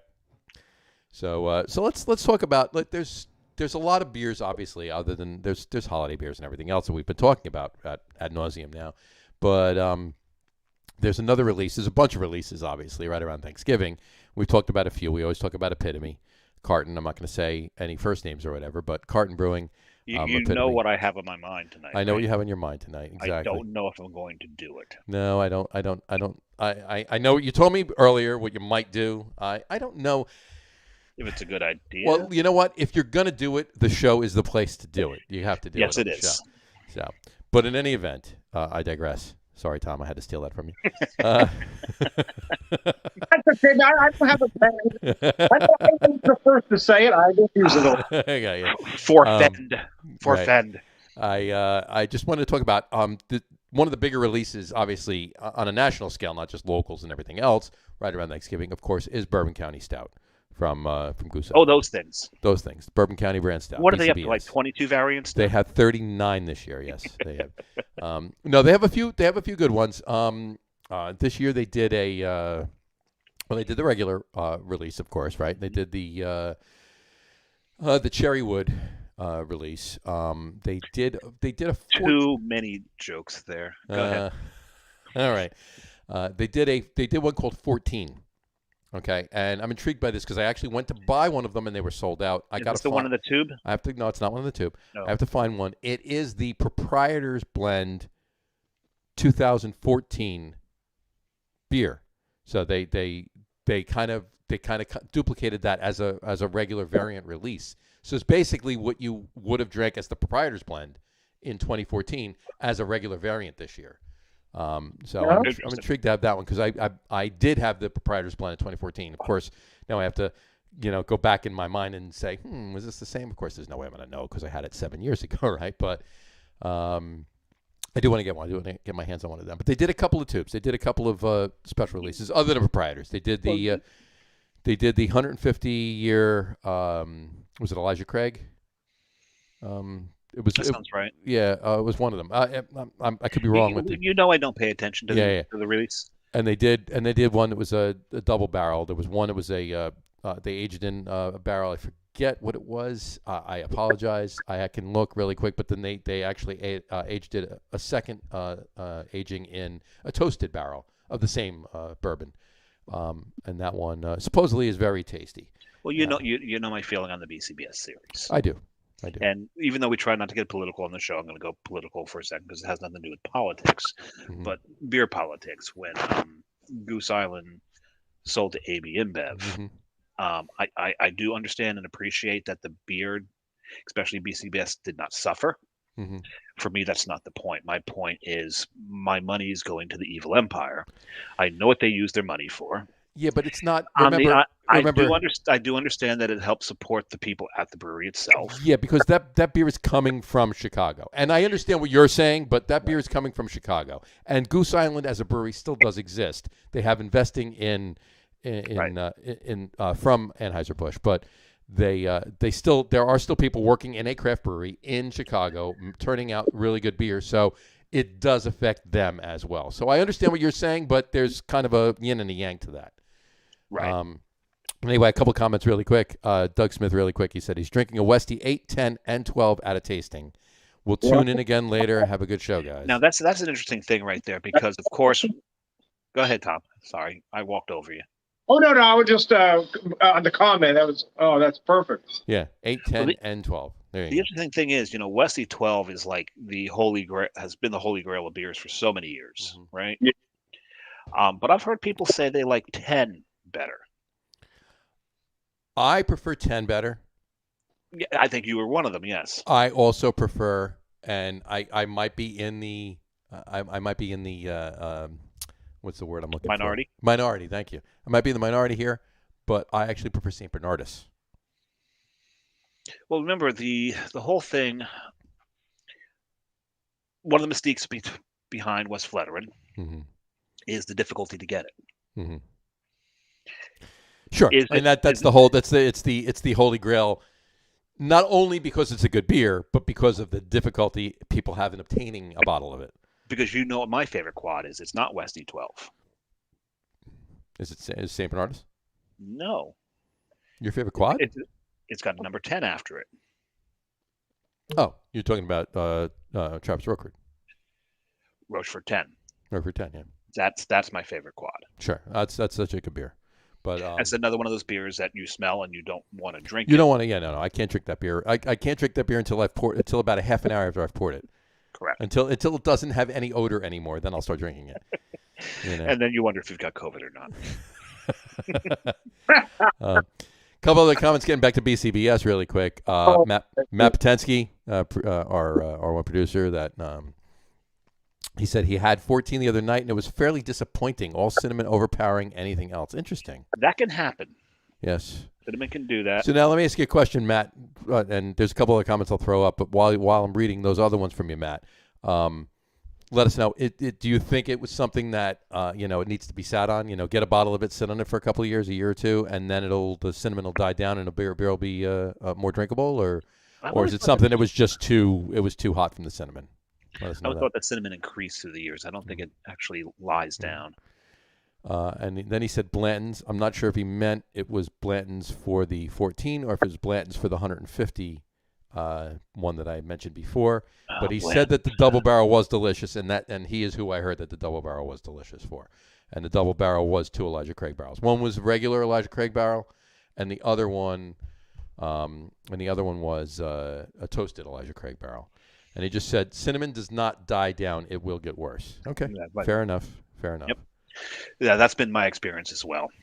I have had beers that have cinnamon in them, but they haven't had a lot of cinnamon in them, and it's faded. If it's he's absolutely spot on. If it's that much cinnamon in it, it's not going anywhere. No. Yeah. No, and he's right. It'll get worse, especially once I've known cinnamon to oxidize. Okay. And then it just becomes nearly undrinkable. Undrinkable. Right. Undrinkable. Undrinkable. Gotcha. So cool. All right. Anyway, that's a little BC. That's our BCB-esque discussion for this show. So anyway, next week on the show we're gonna piss Samurai off and talk about Wicked Weed. The whole thing about the funniest thing about and we'll round it out with Blue Point. Blue Point was the first to fall. They were. They have a gorgeous brewery though because of the AB InBev money though. I got to tell you that. The AB InBev money went into Wicked Weed. If you remember, Wicked Weed every year held a beer festival for charity. Yes. And when they sold out, a lot of breweries pulled out of that festival. Hold that thought 1 second. He's absolutely right. Yeah, the old 50, the 150 was Old Forester. Yes, it was. That's great. All right. That's a nice bourbon. That was a great bourbon. Yeah. But and so Wicked Weed tweeted out, it's a shame. This is a charity event, and the fact that you guys are pulling out of this is really sad. Mm-hmm. And I forget which brewery commented back, you guys just made $2 billion. We think you can cover us. Well, there you have it. Wow. Oh, wow. Yeah, that got shot back and forth. There you have it. The reserve was Blanton's. That's what he meant before. So. Yeah. And if you've watched, I think it was the first show with Tom on, you'll know that Blanton's is my favorite bourbon. Blanton's is your favorite bourbon, and you drank a lot of it that night. Do I need to rehash? I didn't drink a lot of the Blanton's. It was everything else. It was everything else you had before. Because I measure out my Blanton's because it's so hard to get. This is true. It was a bit of a blur. Yeah. Exactly. Again, it was hilarious. I woke up in the morning to Messenger going off, and it's Tom going, I'm going to be honest, this morning hurts. Mm-hmm. Yeah, I was at work when I sent that message. Yeah, I wasn't paying, man. Hey, at least you made it to work. That show broke a streak of mine. And the streak that I had was never calling out of work due to a hangover. I had to call out that morning. That was that was a bad morning. And I have heard this too. Matt just said one more BCBS comment. He said the cola BCBS was terrible. I have heard that. I heard that from Matt, and I had heard that from at least 2 other people, if not more. Which is interesting. I had a cola beer over the weekend at Proletariat. Mm-hmm. It was a Belgian brewery. Okay. It smelled exactly like RC Cola. Right. Tasted Which most of them do, yeah. It tasted a little like Moxie. Okay.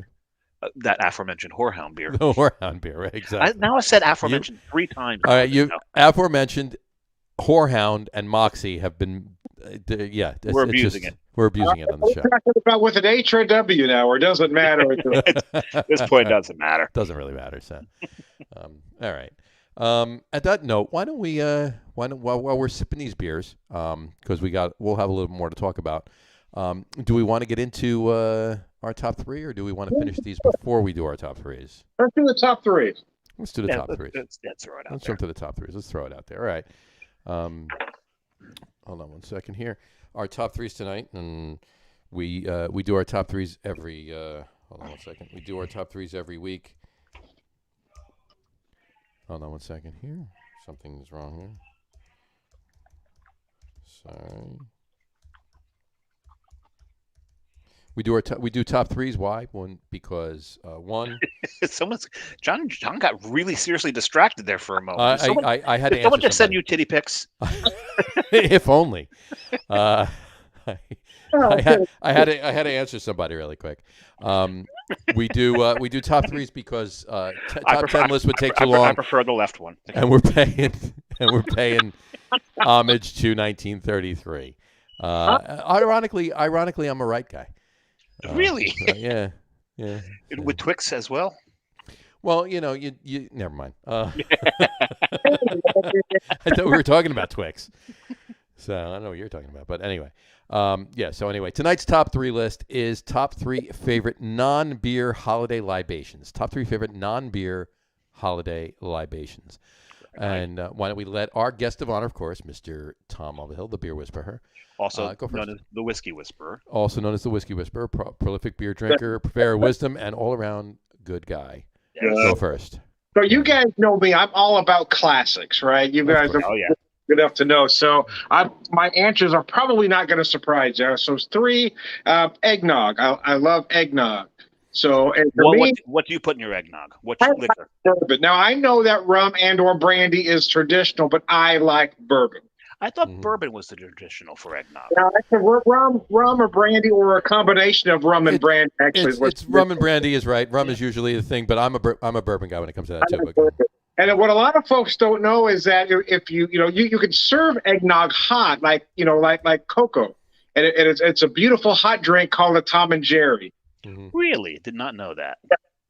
Anyway, so that's my number three. My number two isn't going to surprise you either. The holiday season, even this might be better for another holiday season, but it works for the winter, is Irish coffee. I love me some Irish coffee. Sure.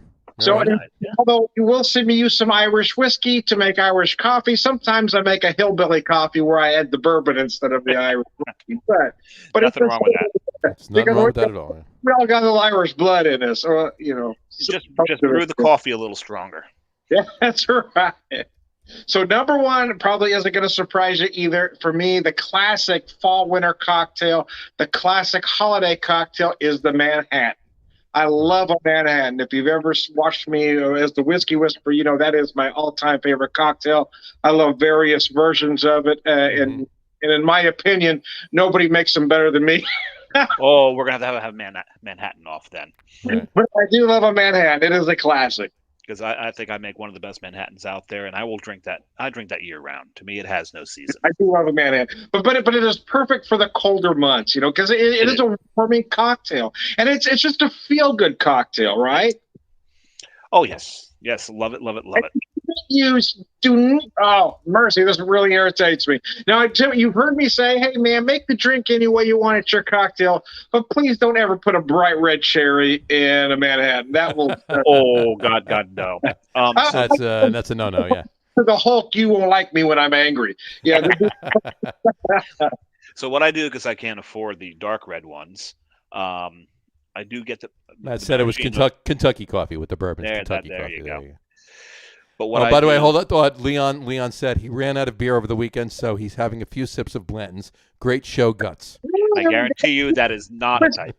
I'll pour something for you. Go ahead, Dave. Yeah, so what I do is I do buy the maraschinos, right, but I drain them.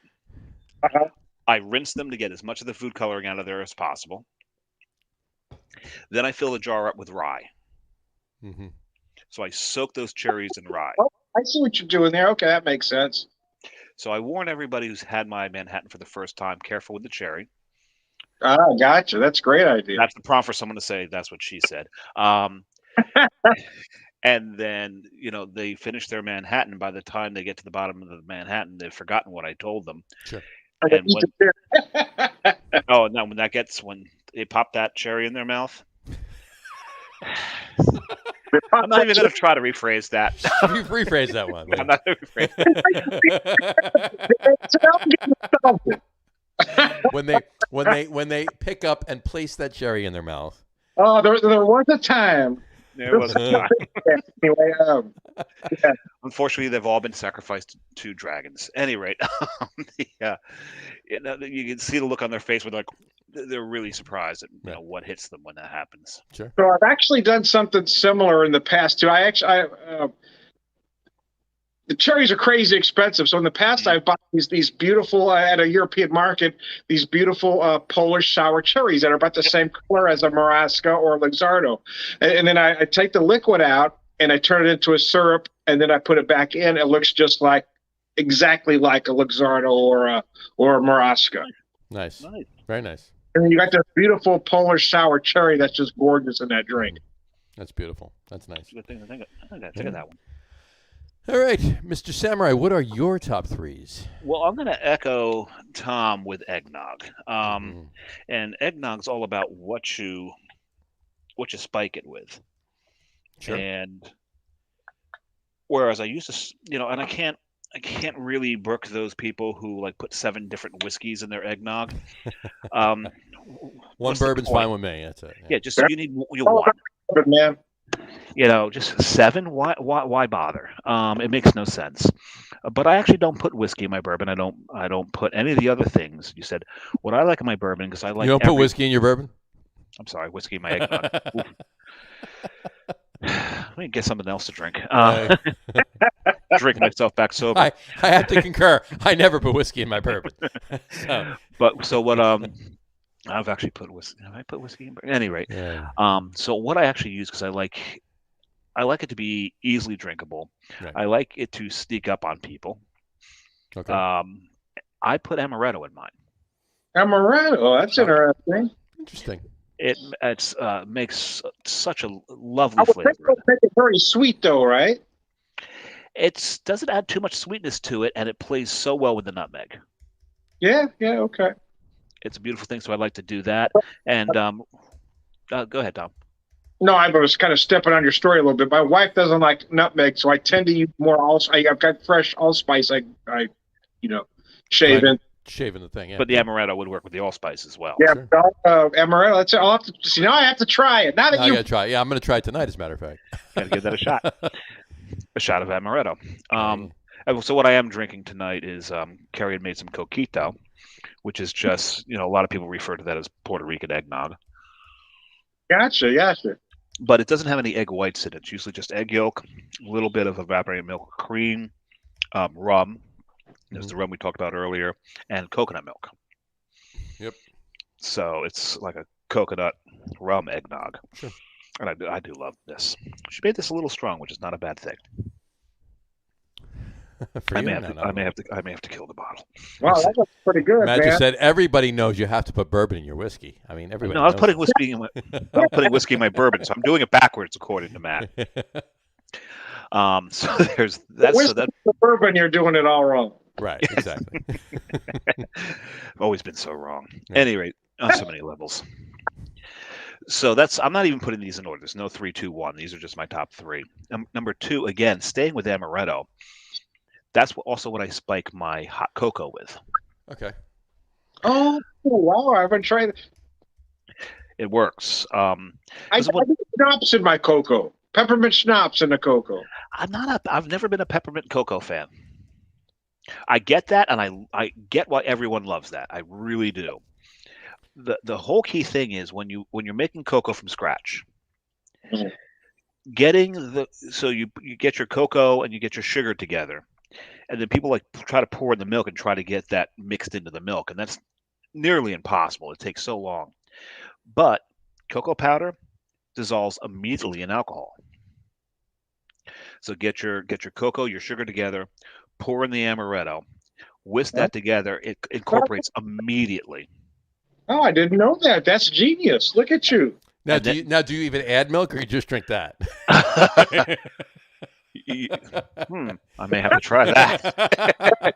Just heat that up. Get out. Amaretto cocoa syrup right there. You're using amaretto, so you might as well use almond milk, right? What the hell, right? Yeah, exactly. Yeah. No milk whatsoever. Just I like what John's going with this. Just go with the amaretto, the cocoa, the sugar. Warm that up a little bit. Pour that over vanilla ice cream, and we've got That's not a bad idea. See there, now you got something. That's not a bad idea at all. We're going to give that a shot. There you go. But if you were going to make a cocoa out of it, if you were just going to dissolve it in the amaretto and then pour in milk, I like Tom's idea. Use the almond milk. Why not? Actually, I tend to I'll use whole milk, but I'll also put heavy cream in it towards the end because You got to put a little. You got to put a little heavy cream in your cocoa. You got to. towards the end because you don't want to get that boil. No. Yeah. No. At the end. Yeah. But what I also like to do is I like to get baker's chocolate, shave some of that in there, Well, or just That's throw just in garnish. I mean, no, or just throw in semi-sweet morsels and let those Like melt I in. said, or just stick a Hershey bar right in the glass and just drink Yeah, it. just put them right. I think it's semi-sweet morsels, man. Oh, cheese whiz and bacon. There you Yeah. go. Cheese whiz and bacon on a Cheese Ritz. whiz and bacon. There you go. Yes. I love I can't for the life remember what my third one was, John. I had a third one. We'll be distracted the samurai. Damn. I'll let you know what it was because you did text it to me. I texted it to you. What the hell was it?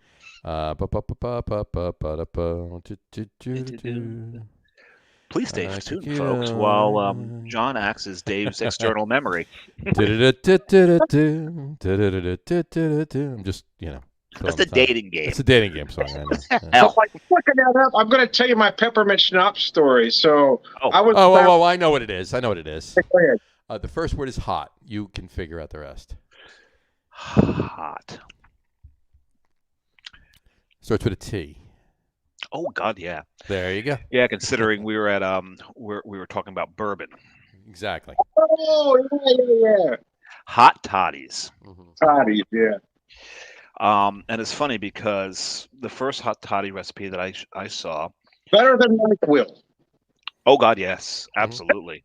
Sure. It'll knock anything out of you and put you right to sleep if you have enough of them. But the first one, it had your lemon, it had your cinnamon stick, it had your bourbon, but it had water.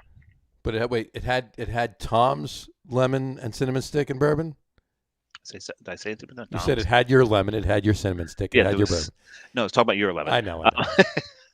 But so it had the regular, all the ingredients, but there's water. Water in it. Yeah, water. Yeah, there's water, and I'm like, Mhm. water. Mhm. Water's for pussies. That's a hot Yeah. toddy. Yeah. So I That's didn't what put it water is. in. That's how you make it. I know, and I didn't do it with water. I did it all straight bourbon, as the liquid. God. And talk about better than NyQuil, Tom. You are immune to COVID, my friend.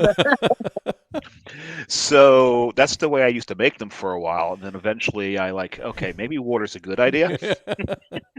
So then I did start putting water in them, and anytime that I have the hot water, then you drop that bourbon in that hot water, and it's the vapors that clear up your sinuses. I actually would wound up doing it the other way around, where I'd heat everything in the bourbon, and then use cold water to bring it to drinking temperature. Oh, there you go. Is the way I would do You it. got to use room temperature water.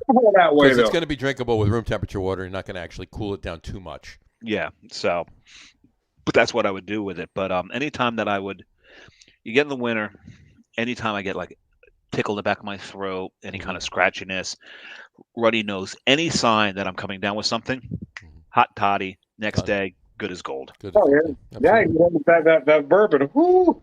Mm-hmm. That's better than eucalyptus, baby. Don't say that to a koala. They'll get pissed off. I don't know, man. I can change a koala's mind. Maybe. So, all right. So, John, I know you've got a little fancier than we have. I went a little fan. That's not that much fancier, not really. So, I'll start with, first of all, I will concur with both of you. Eggnog with bourbon. It's going to be my honorable mention. It might have been in my top 3 had neither of you mentioned it, but it'll be a number mention. And it's always bourbon for me. But I definitely do want to try the amaretto thing. That's the one never thought of that. It never occurred to me to do that. One thing I want to bring up, when Johnny, Tom, and I talk about eggnog, we're talking about taking eggs, taking milk and cream, and making it ourselves, not going out and getting the carton and then adding booze to it.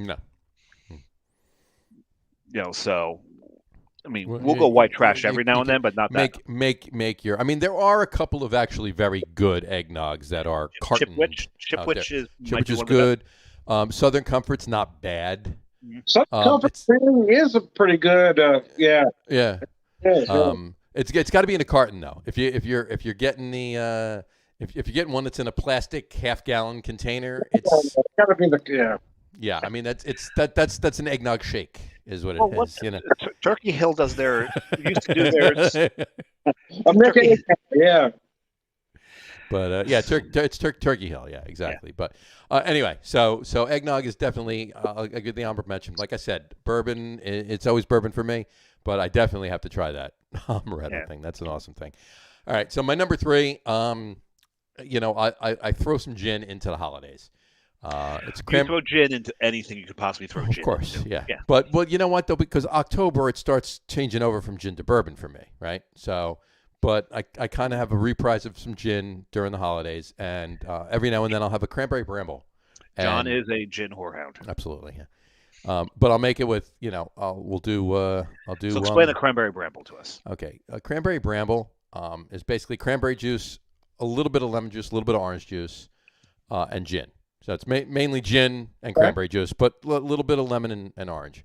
But I make it with cranberry sauce. Okay. Really? Wow. Homemade cranberry sauce, not just like a jelly in the can. Whole berry. Whole berry. So you actually have whole berries in your drink. Yeah. So absolutely. A cranberry alcoholic bubble tea. Yeah, pretty much. Yeah. All right.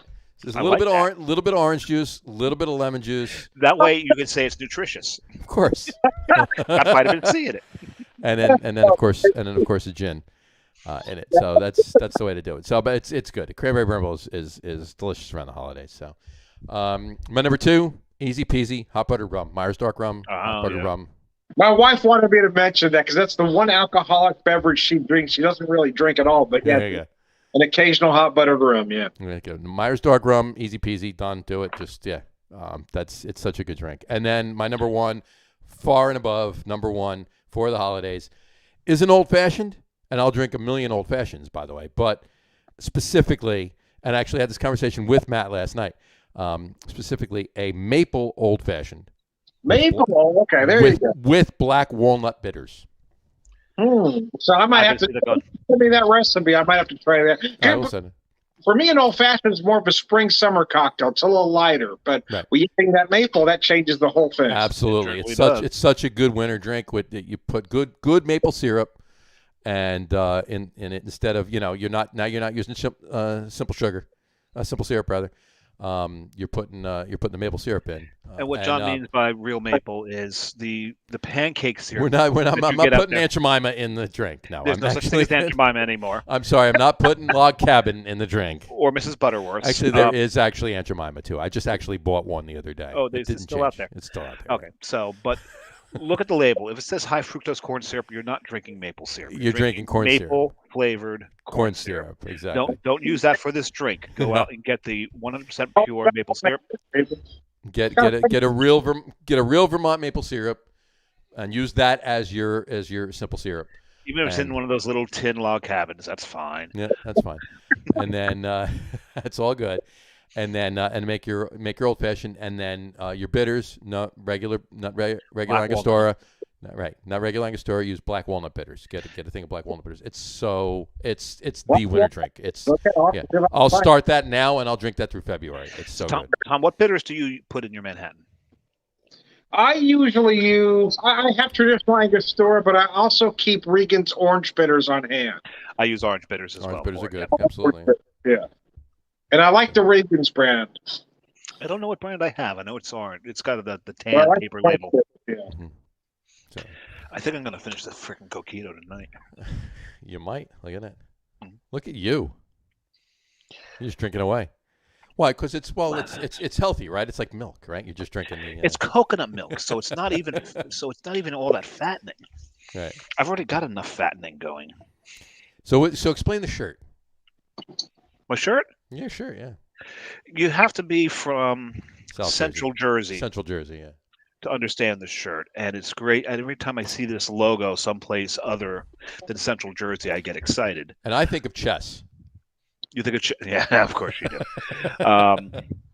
Or the Broadway show Equus. That too, right? One Night in Bangkok. Right, exactly. Oh, that One Night in Bangkok. I know. It makes a hard man humble. And the thing about the One Night in Bangkok, the hookers in Bangkok are better than the hookers in tequila. There you go. Not tequila. what's the what do you say all the time? There's not much between despair and ecstasy.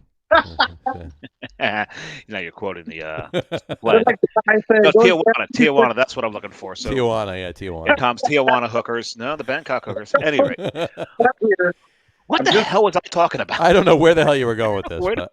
It's going somewhere with this. You're talking about Rook Coffee, is what you're talking about. Well, now you've answered the question for me. Because you went to chess. Yeah. You went to chess, which the Broadway show Equus is about chess. But right. So anytime anyone listens to the song "One Night in Bangkok," that song's about chess, by the way. Right. It's all about chess. Yeah. And also a little bit about transvestite hookers and some other stuff. Yeah. So, chess and. But anyway, what was the name of the movie, though? Equus is the Broadway show. What was the name of the movie? Oh, I forget what the movie was. Chess King. Chess King. Oh, I had a few shirts from them back in the 80s. Right, exactly. Them and merry-go-round. Yes, right. And don't forget quails when you want to get fancy. Quails, absolutely. You want to be fancy. Right. But I was most excited to see this one of their stickers. A couple of years ago, I was up in Montreal and I climbed Montreal. Mm-hmm. And on the way up, there was You climbed Montreal? Well, Montreal means Royal Mountain. I know. And on one of the what does Montreal mean? It means the same thing. It's just we're Americanizing the pronunciation of it. So it's okay. But one of their stickers was on one of the light posts near the top. Mm-hmm. I was like, to see something from home, up in Canada was that was very fun. Right. So, but this is one of my. So I know it's not a brewery shirt, but it technically is a brewery shirt because they brew there. They brew coffee, absolutely. And Leon wants everybody to know that the queens we use would not excite you. Again, quoting. Oh man. Anyway, so all right, cool. Well, there's our top threes for the night, and I think our homework for the rest of the week is for all of us to have all of those. And to make each other's recipes, yes. Absolutely, yeah. I will send you my. I basically told you anyway, but I'll send it to you again anyway with that. That old-fashioned maple. The bramble and the old-fashioned. Yep. Right, exactly. Which means I got to make more whole berry cranberry sauce, which is great because right now cranberries are in deep sale. Oh hell yeah. Yeah, exactly. I usually make cranberry sauce probably 4 times between Thanksgiving and like the beginning of January. Really? To make your brambles. To make brambles and to eat with leftover turkey and then whatever's coming up for Christmas meals and stuff like that. Yeah. I'll send you guys my eggnog recipe. There you go. Hope you have a stand mixer because I use a stand mixer to make it. Okay. That works. I do. I have. And Tom, if your wife's a baker, I'm sure she's got a stand mixer. Yeah. I have. Let's taste the product. We have a KitchenAid downstairs. So. I've got the KitchenAid myself. There you go. So there you go. Cool. Hey. So, anybody ready for third Your beer? mother doesn't want... Oh, sorry. I don't have questions. I just eat it. My question is, do I have a third beer or do I pour a little bit of that bourbon in my glass? Talk about this. What do we got there? So last time you guys had me on, I talked about a new distillery here in town. Yes, you did. We were talking about that. Yep. This is what I want to talk to you about. The distillery is Tiakida, which is Welsh for cheers, but they are the same folks that own Springfield Brewing Company. So it's one community. So Tiakida. Tiakida. And the thing is, I think you pronounce too many vowels. There's no vowel. Let me show you. Tiakida. It's pronounced storyteller. Tiakida. Tiakida. Gotcha. Tiakida. So anyway, this is their 92 proof 5-year-old bourbon. Now, how can a young distillery have a 5-year-old bourbon? You may ask. How can a 5-year-old distillery how can a young distillery have a 5-year-old bourbon? Yeah. So they bought an existing distillery, and here we go. And there you go. Oh, there you go. Well, there you have it. Okay, so I'm going to go put this Coquito back in the fridge, and I may grab some whiskey.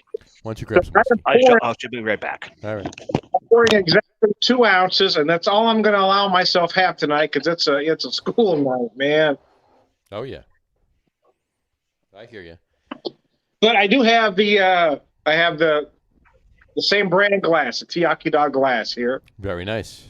There we go. Let me show that to you. Very pretty glass. Very nice. Very pretty bourbon. So it is a 5-year-old. Well, while he's gone, I'm going to go into tasting notes with you if you don't mind. Go for it. So it is a beautiful 5-year-old, right? You get a lot going on here. Oh my goodness! So you get a lot of caramel. I also get a little mint. Typically, you'll pick up cinnamon or allspice or various other spice notes, but I get mint on the nose from this one. Okay. Certainly a lot of vanilla. Wouldn't be unusual if we were to find some raisin, but I particularly get golden raisin. Golden raisin, really? Okay.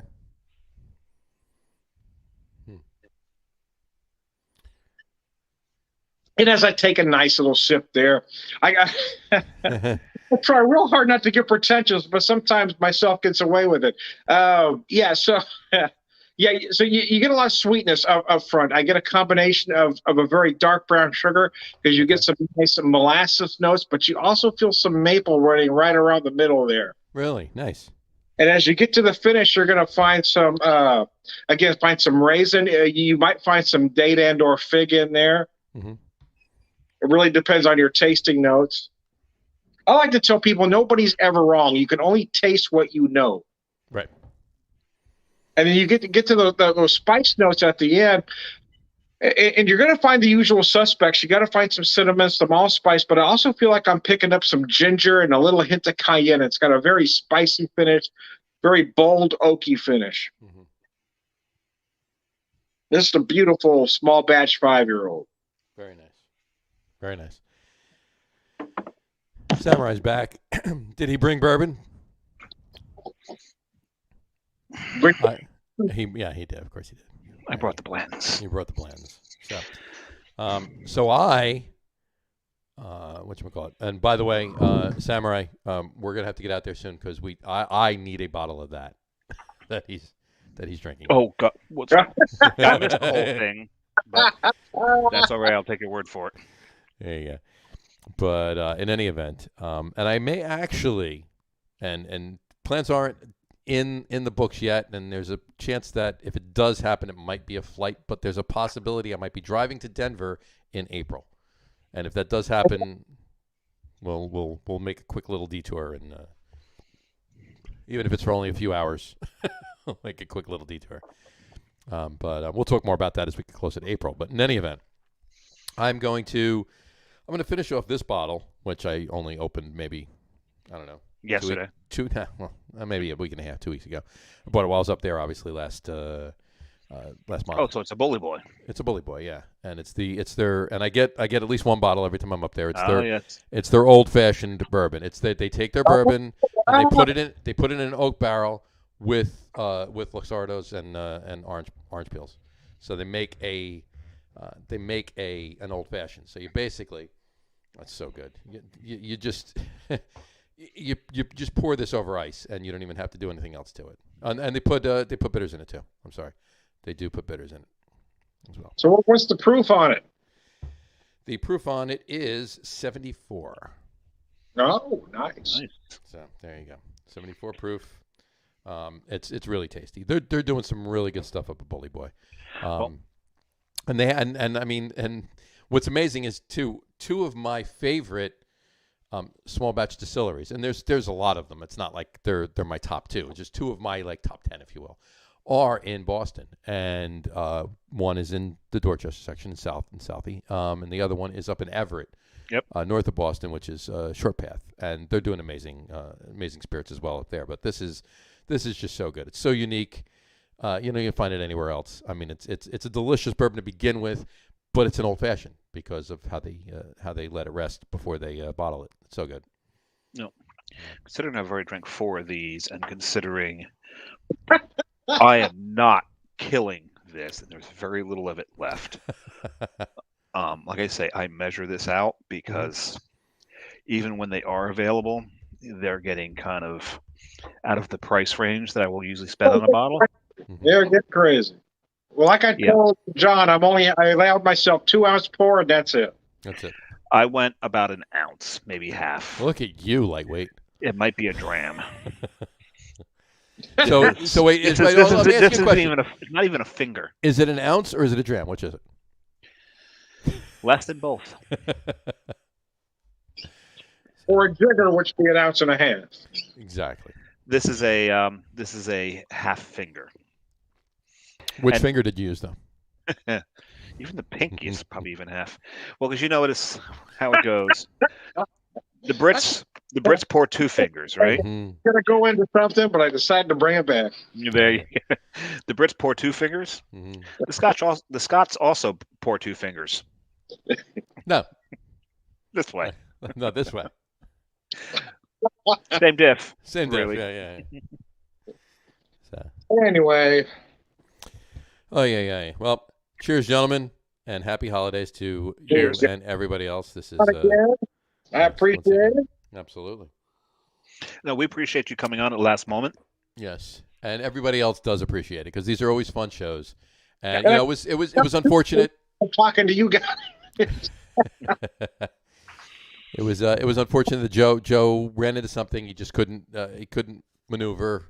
That's his thing, but he had to reschedule, and he will be our first 2022 guest. He'll be January 4th, Tuesday, January 4th. He'll be on the show. But and who do we got coming up, Johnny? Next week on the show is Leah. You might know her from Instagram as Pint Sized Leah, and one of the owners, brewers, whatever, from Mechanical Brewing. Really? Nice. They're down by Cherry Hill. I think it's Monroe. They're down by Cherry Hill in New Jersey, and they'll be on the show. Was down there a couple months ago. Good liquid. Good tasty beer they're making down there. So, and that'll be the 14th. That'll be the 14th. The 20th. Yes, you'll be broadcasting live from Nobo Brewing. Brewing in Boynton Beach, Florida. My brother will be there. We'll probably get him on the air if we can. We'll see what the technical aspects of this are. We'll have to get there early. Exactly. And that will be our Christmas week show, if you will, because that's the 20th. That Saturday is Christmas. Yeah, I was planning on. I'll have to wear the ugly Christmas sweater. So next week we should do ugly Christmas sweaters. We could do that. We'll do that next week because I'm not wearing an ugly Christmas sweater in Florida. No. All right. And then the week after that, on the 28th, we round out 2021 with Matt Patensky. Matt Patensky. He will be on the show that night, and we will be discussing big beers. And our top 3 list will be those big beers, and we will talk about our three favorite big beers. Our 3 favorite big beers. It doesn't matter style. Doesn't matter. Big beers, like 12% and over, maybe even 14%. Oh, fine. We'll do. And not styles. We're talking beers themselves. Not styles, beers themselves. Yeah, it can be anything you want. Anything that's we'll stick it to 12. 12% over 12%. We'll say. Okay. That'll be the top 3 that week. But yeah, that'll be fun. And by the way, I just want to point out that I did pour this, okay, but I did pour a chaser for it too. What's your chaser? There we go. This is because Jess isn't due home for over another hour. Over another hour, yeah, exactly. Yeah, so. Over another hour. So John will be snoring by the time she gets home. Not at all. I'm going to eat after this, please. So. And then snore. Exactly. So, all right. You know what? While we finish these, why don't we talk about our I don't know. I'm going back and forth. I'll let you guys decide. I'm going back and forth. You want to talk about favorite holiday traditions? Not necessarily whether it's libations, food, things to do during the holidays, or just memories, whatever it may be. Where do you want to go? What direction you want to go to wrap this up while we enjoy the rest of these whiskeys? If you don't want me to start crying, we better not talk about memories. Let's talk about traditions then. No, memories. See, the thing about memories, and I'll try to hold together because when you said Christmas memories. Well, if we go to memories, I will too. So let's not go there. Let's just do traditions. Well, no, because the one thing I want to bring up, Christmas stockings. Okay. What was interesting is my grandparents, and I'm not sure why, wore Christmas stockings all year long. No. I didn't, especially my grandfather wearing stockings. That'd be creepy. And now we're back to one night in Bangkok. There you go. No, the silly and shit face. There was always three. It exist. Right. There was always three things in the stockings. So in the very toe was a silver dollar. Okay. Fair Right behind that was a walnut. enough. Okay. And right behind that was Nutcracker? a clementine. Okay. Why? I don't know. I'll have to ask my brother. Maybe I'll ask him on the 20th on the show. But I always remember our Christmas stockings always had those three things. There was usually like, when they did those plastic candy canes full of Hershey Kisses, those were in there. Sometimes there was packs of crayons. But usually, we straight balled it with the 64 pack, so those didn't fit in the stocking. You did what? Straight balled it Straight balled it. with a. we would be balling. And now we're back to one night in Bangkok. And Tom sweaty balls. Hey, David Carradine was there. I mean, things had to happen. I know, right? On the 20th, too, Pete Schwetty's actually be on the show. Pete Schwetty. Pete Schwetty, yeah. Pete Schwetty. Don't ask, don't tell. Anyway, yeah, I don't know. So I guess that could be a tradition rather than a memory. I think it's more of a tradition at that point. Yeah. So, I'll tell a story. I think I told this last year, but I'll tell it again. We always had growing up. We always had the holiday parties. Christmas Eve. Not so much Christmas Day. People came over on Christmas Day, but Christmas Eve, the house was packed with family and everything else. Not so much friends, but extended family, uncles, aunts, cousins, everything else.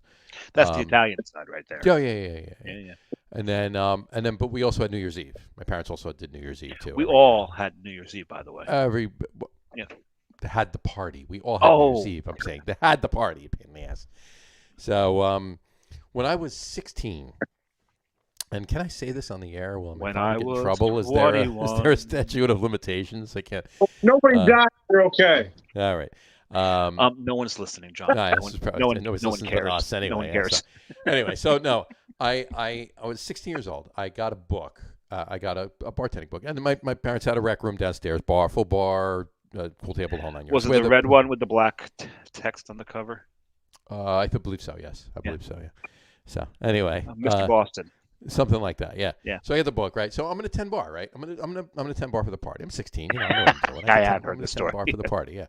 So I'm gonna 10 bar. So and it was fine, And most of the drinks were people coming up and telling me when they ordered, they were telling me what they wanted, right? They were telling me the recipe, right? Gin and tonic, vodka tonic. That's some gin and club. some tonic. Tonic, right? Exactly. But if they wanted something or whatever, and I had to look in the book, whatever, I did what I did. Now, when my father went out, I says, "Look, I liked beer at the time. Obviously, I was 16, right?" So I asked, if I could get a 6-pack of Molson Golden. I was going all out. I was going. Yeah, back in the day, Molson Golden was the shit back Absolutely, in the day. yeah. I'm going top shelf, right? Absolutely. Sure. So I had it in the fridge behind the bar. I have my 6-pack of Molson Golden, and I'm drinking regularly, right? But I'm making these drinks, and as the book says, the good book said, you got to taste them, right? You put a straw in. The good book. Wait a second. The good book. We just lost the Bible Belt.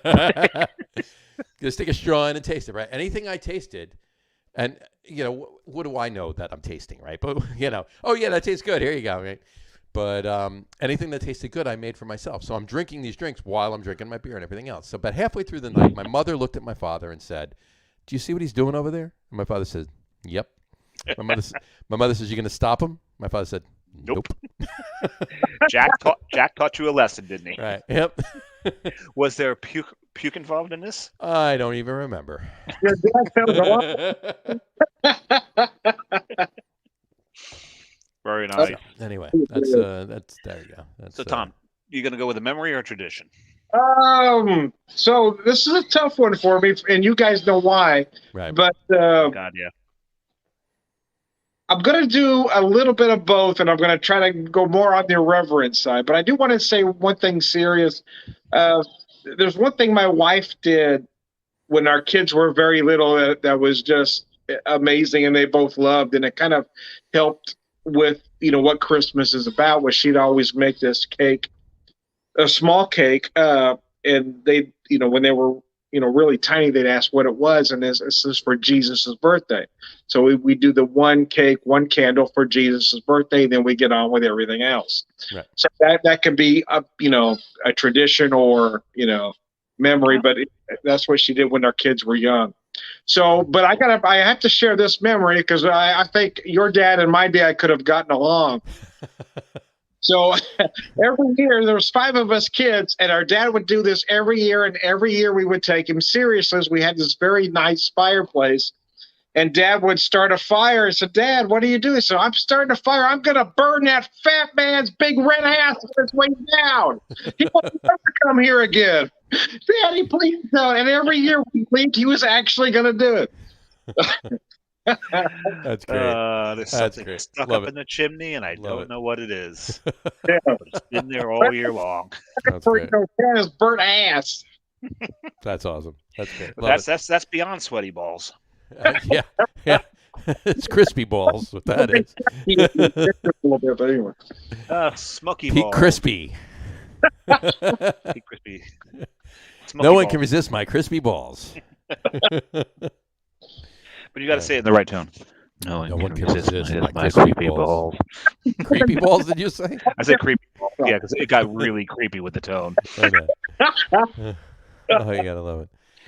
Yeah, that's amazing. And all right. Let me ask you this while we're finishing these up: is Die Hard a Christmas movie? Yes, it is. Can I tell you why it is? Go for it. I agree with you, but go for it. I want to I hear. agree. I'll tell you why. People want to say it's not because it's an action film and things are blowing up. But look at the plot of the movie. The plot of the movie, if you get past everything blowing up and people dying, Right. is that the plot of the movie is a man estranged from his family trying to get home for Christmas. That's the whole plot of the movie. He's trying to get home for Christmas. I agree. There's Christmas music. He's got a teddy bear for his daughter. He's trying to get home for Christmas. Yep. It's a Christmas movie. The fact that he has to blow shit up and kill people, well, that's It's irrelevant. It's irrelevant. He's doing what he has to do to get home to his family. Exactly. If it's a Christmas movie, I don't know what it is. It should be played on Hallmark Channel. Absolutely. I couldn't agree more. There's nothing more heartwarming than having to shoot a whole bunch of motherfuckers to get the teddy bear to your children. But Yeah, if it was a Hallmark movie, it'd probably be played by Matt LeBlanc or somebody vanilla.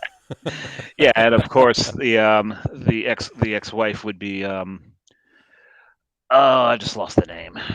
that sucks. I hate when that happens. You having a senior moment, are you? I've had too much Coquito moment is actually what I got I'm having right now. 601. I mean, Meredith Baxter Burney. Meredith Baxter Burney. I don't know if Matt LeBlanc and Meredith Baxter Burney would mix in a. They would try it anyway. It is Hallmark afterwards. This is true. This is very true. After all, anyway. not afterwards. After all, yeah. Before and afterwards, they still Exactly. are the Hallmark Channel. So, okay. So what's your top 3? And we did this last year, and I don't think we're gonna. Who did we do that with? We did. Oh God, we did it with like a We did it with 23-year-old. Kyle, yeah. Colin 12 guns. He's like 23, and I told John right away what 2 of them would be, and sure enough. Well, in case we decide that we want to do it on the 20th or even next week for that matter, why don't we just go? What's your favorite holiday movie? Let's just talk about that now. Tom, what's your favorite of any holiday movie? It could be Die Hard even. What's your favorite holiday movie? My favorite holiday. Okay, this is where it's going to get a little embarrassing. It doesn't have to be. It doesn't matter. You've not embarrassed yourself enough already. Right, exactly. Yeah, okay, well, there you go. This is my chick flick moment, and my wife chuckles at me every time. But there's something about this particular movie that I watch ad nauseum every time it's available throughout the holiday season, and it's the Holiday. I think it's Jack Black's best acting ever. Eli Wallach is amazing in that movie. Eli Wallach was still alive when Jack Black was alive? The Holiday. The movie The Holiday. I know what he's talking about. Yeah, yeah. Kate Winslet's in it. Kate Winslet, Jack Black. How old is Eli Wallach in this movie? What's her face too? He's old in the movie. He's very old in the movie. Because he's the bat. He should have gotten an Academy Award nomination for that film. He was so brilliant. And was he not the bad guy in the Magnificent Seven? He was the bad guy in The Good, Bad, the Ugly. He was the ugly. He He was the ugly. He was ugly, yeah. The ugly one. Because Van Cleef was the bad. Van Cleef was the bad, yeah. Yep. And what's her face? Wah, wah, wah. What's her face is in it too? Oh, geez, I can't think of her name. The He likes blonde. to turn his eyes a lot. The blonde. Was in that movie too. I'm hell's her not seeing name? this movie. I'm not seeing this movie. She was in Something About Mary. What the hell's her name? Oh, Cameron Diaz? Cameron Diaz. Cameron Diaz is in it too. Yeah, Cameron Diaz, yeah. Yeah. So anyway, Samurai, what's your favorite? Tops. Number one. Numero uno. Ultimate. Not penultimate. That would be number two. Number one. That'd be a hard one if you asked me in an hour. It'd probably changed. Of course. And if we do this list next week, it'll change. So it doesn't matter. Absolutely. I got one of my favorites, and I just love because all of the people they bring into this movie, the way it's filmed, and it's just a remake of a classic, is Scrooged. Sure. Yep. We watch it every year. That movie is just genius. The bitch hit me with a toaster. You know, it's just there's just so much wonderful about that movie. Bobcat Goldthwait. Sure. Oh, that's great. Color. Yeah, it's just such a fun movie. Genius film. Yeah, you know, Bill Murray at one of his caricature bests. Yeah, that was the height of his career right there. Yeah, pretty much. Yeah. Buster Poindexter. Sure. Yep. Sure. David Johansen, but David Johansen.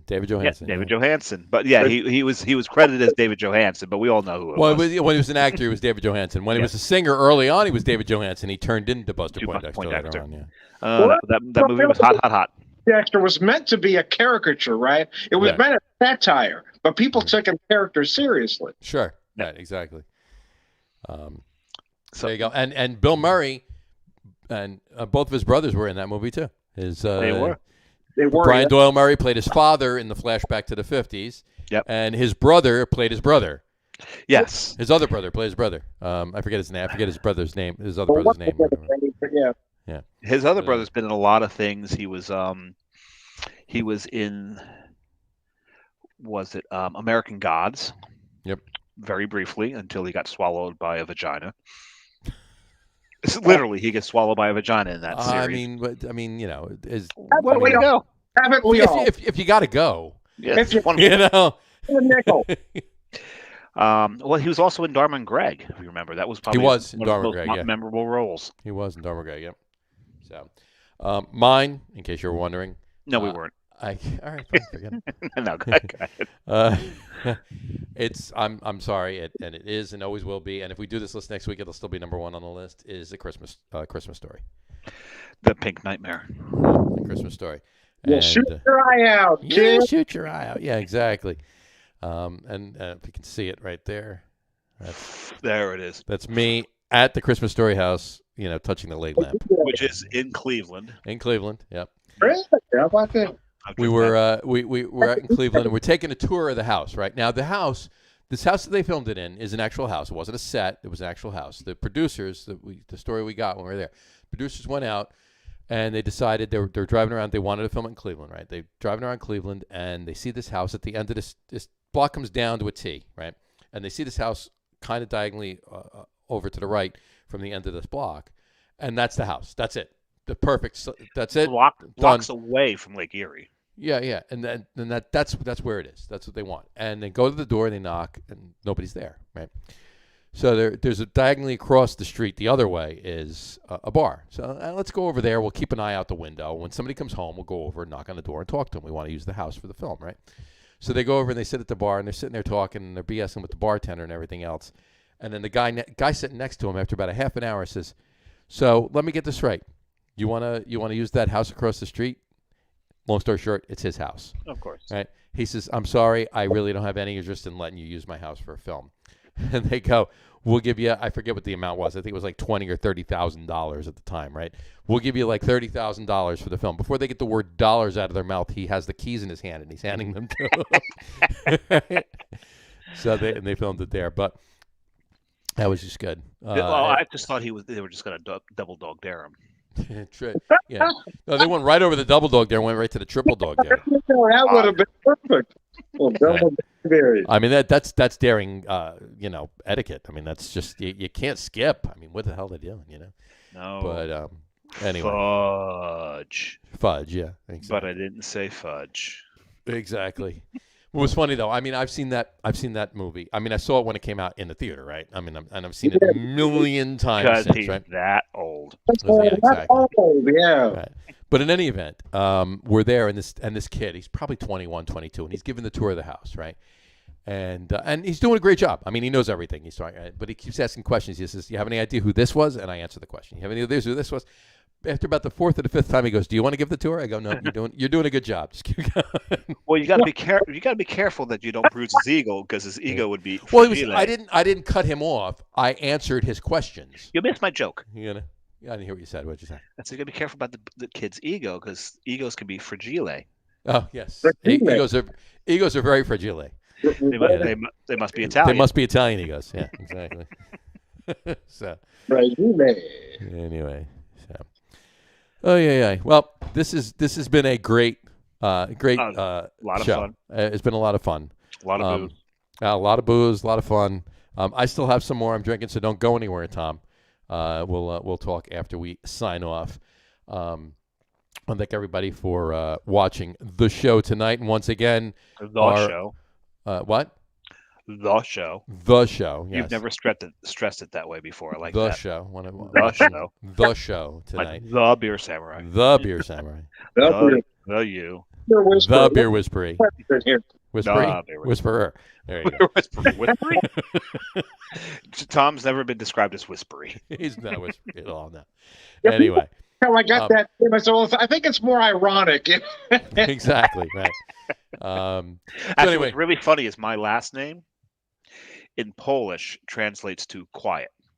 That's funny. There's nothing shown about you. No, let's just talk about it. Actually, in Polish, it'd be Chahon. Chahon? Chahon. I know. All right. Well, how was it actually pronounced? Because I've probably been pronouncing it wrong when I said it. No. Sishan is correct. John pronounced it the way my family has pronounced it. So I have been pronouncing it wrong. Okay. But Chahon is the actual Polish pronunciation. Okay. Right. It's one of those things where you're going to bust your Jahonies. So. Yeah, bust my Jahonies. There you go. Bust my quiets. Bust your quiets. Exactly. All right. Anyway. Buster Poindexter. Buster. There you go. All right. Our regrets to Joe. We hope everything works out. And regrets to our audience for the jokes that you've had to go on. Audience for the jokes that you had to endure with the three of us on the show tonight. So, but once again, like I said, Joe will be on the show on the 4th of January. So look forward to that. But our many, many, many thanks once again to Mr. Whisperer, as always, for coming on the show. And his wife for sugaring him up with the absolutely. Bread and beer, who knew? Exactly. So stay with us. We'll be back in a second. We'll wrap up the show for today. We want to thank everybody for watching. And for those of you just listening to the audio podcast, thanks for listening.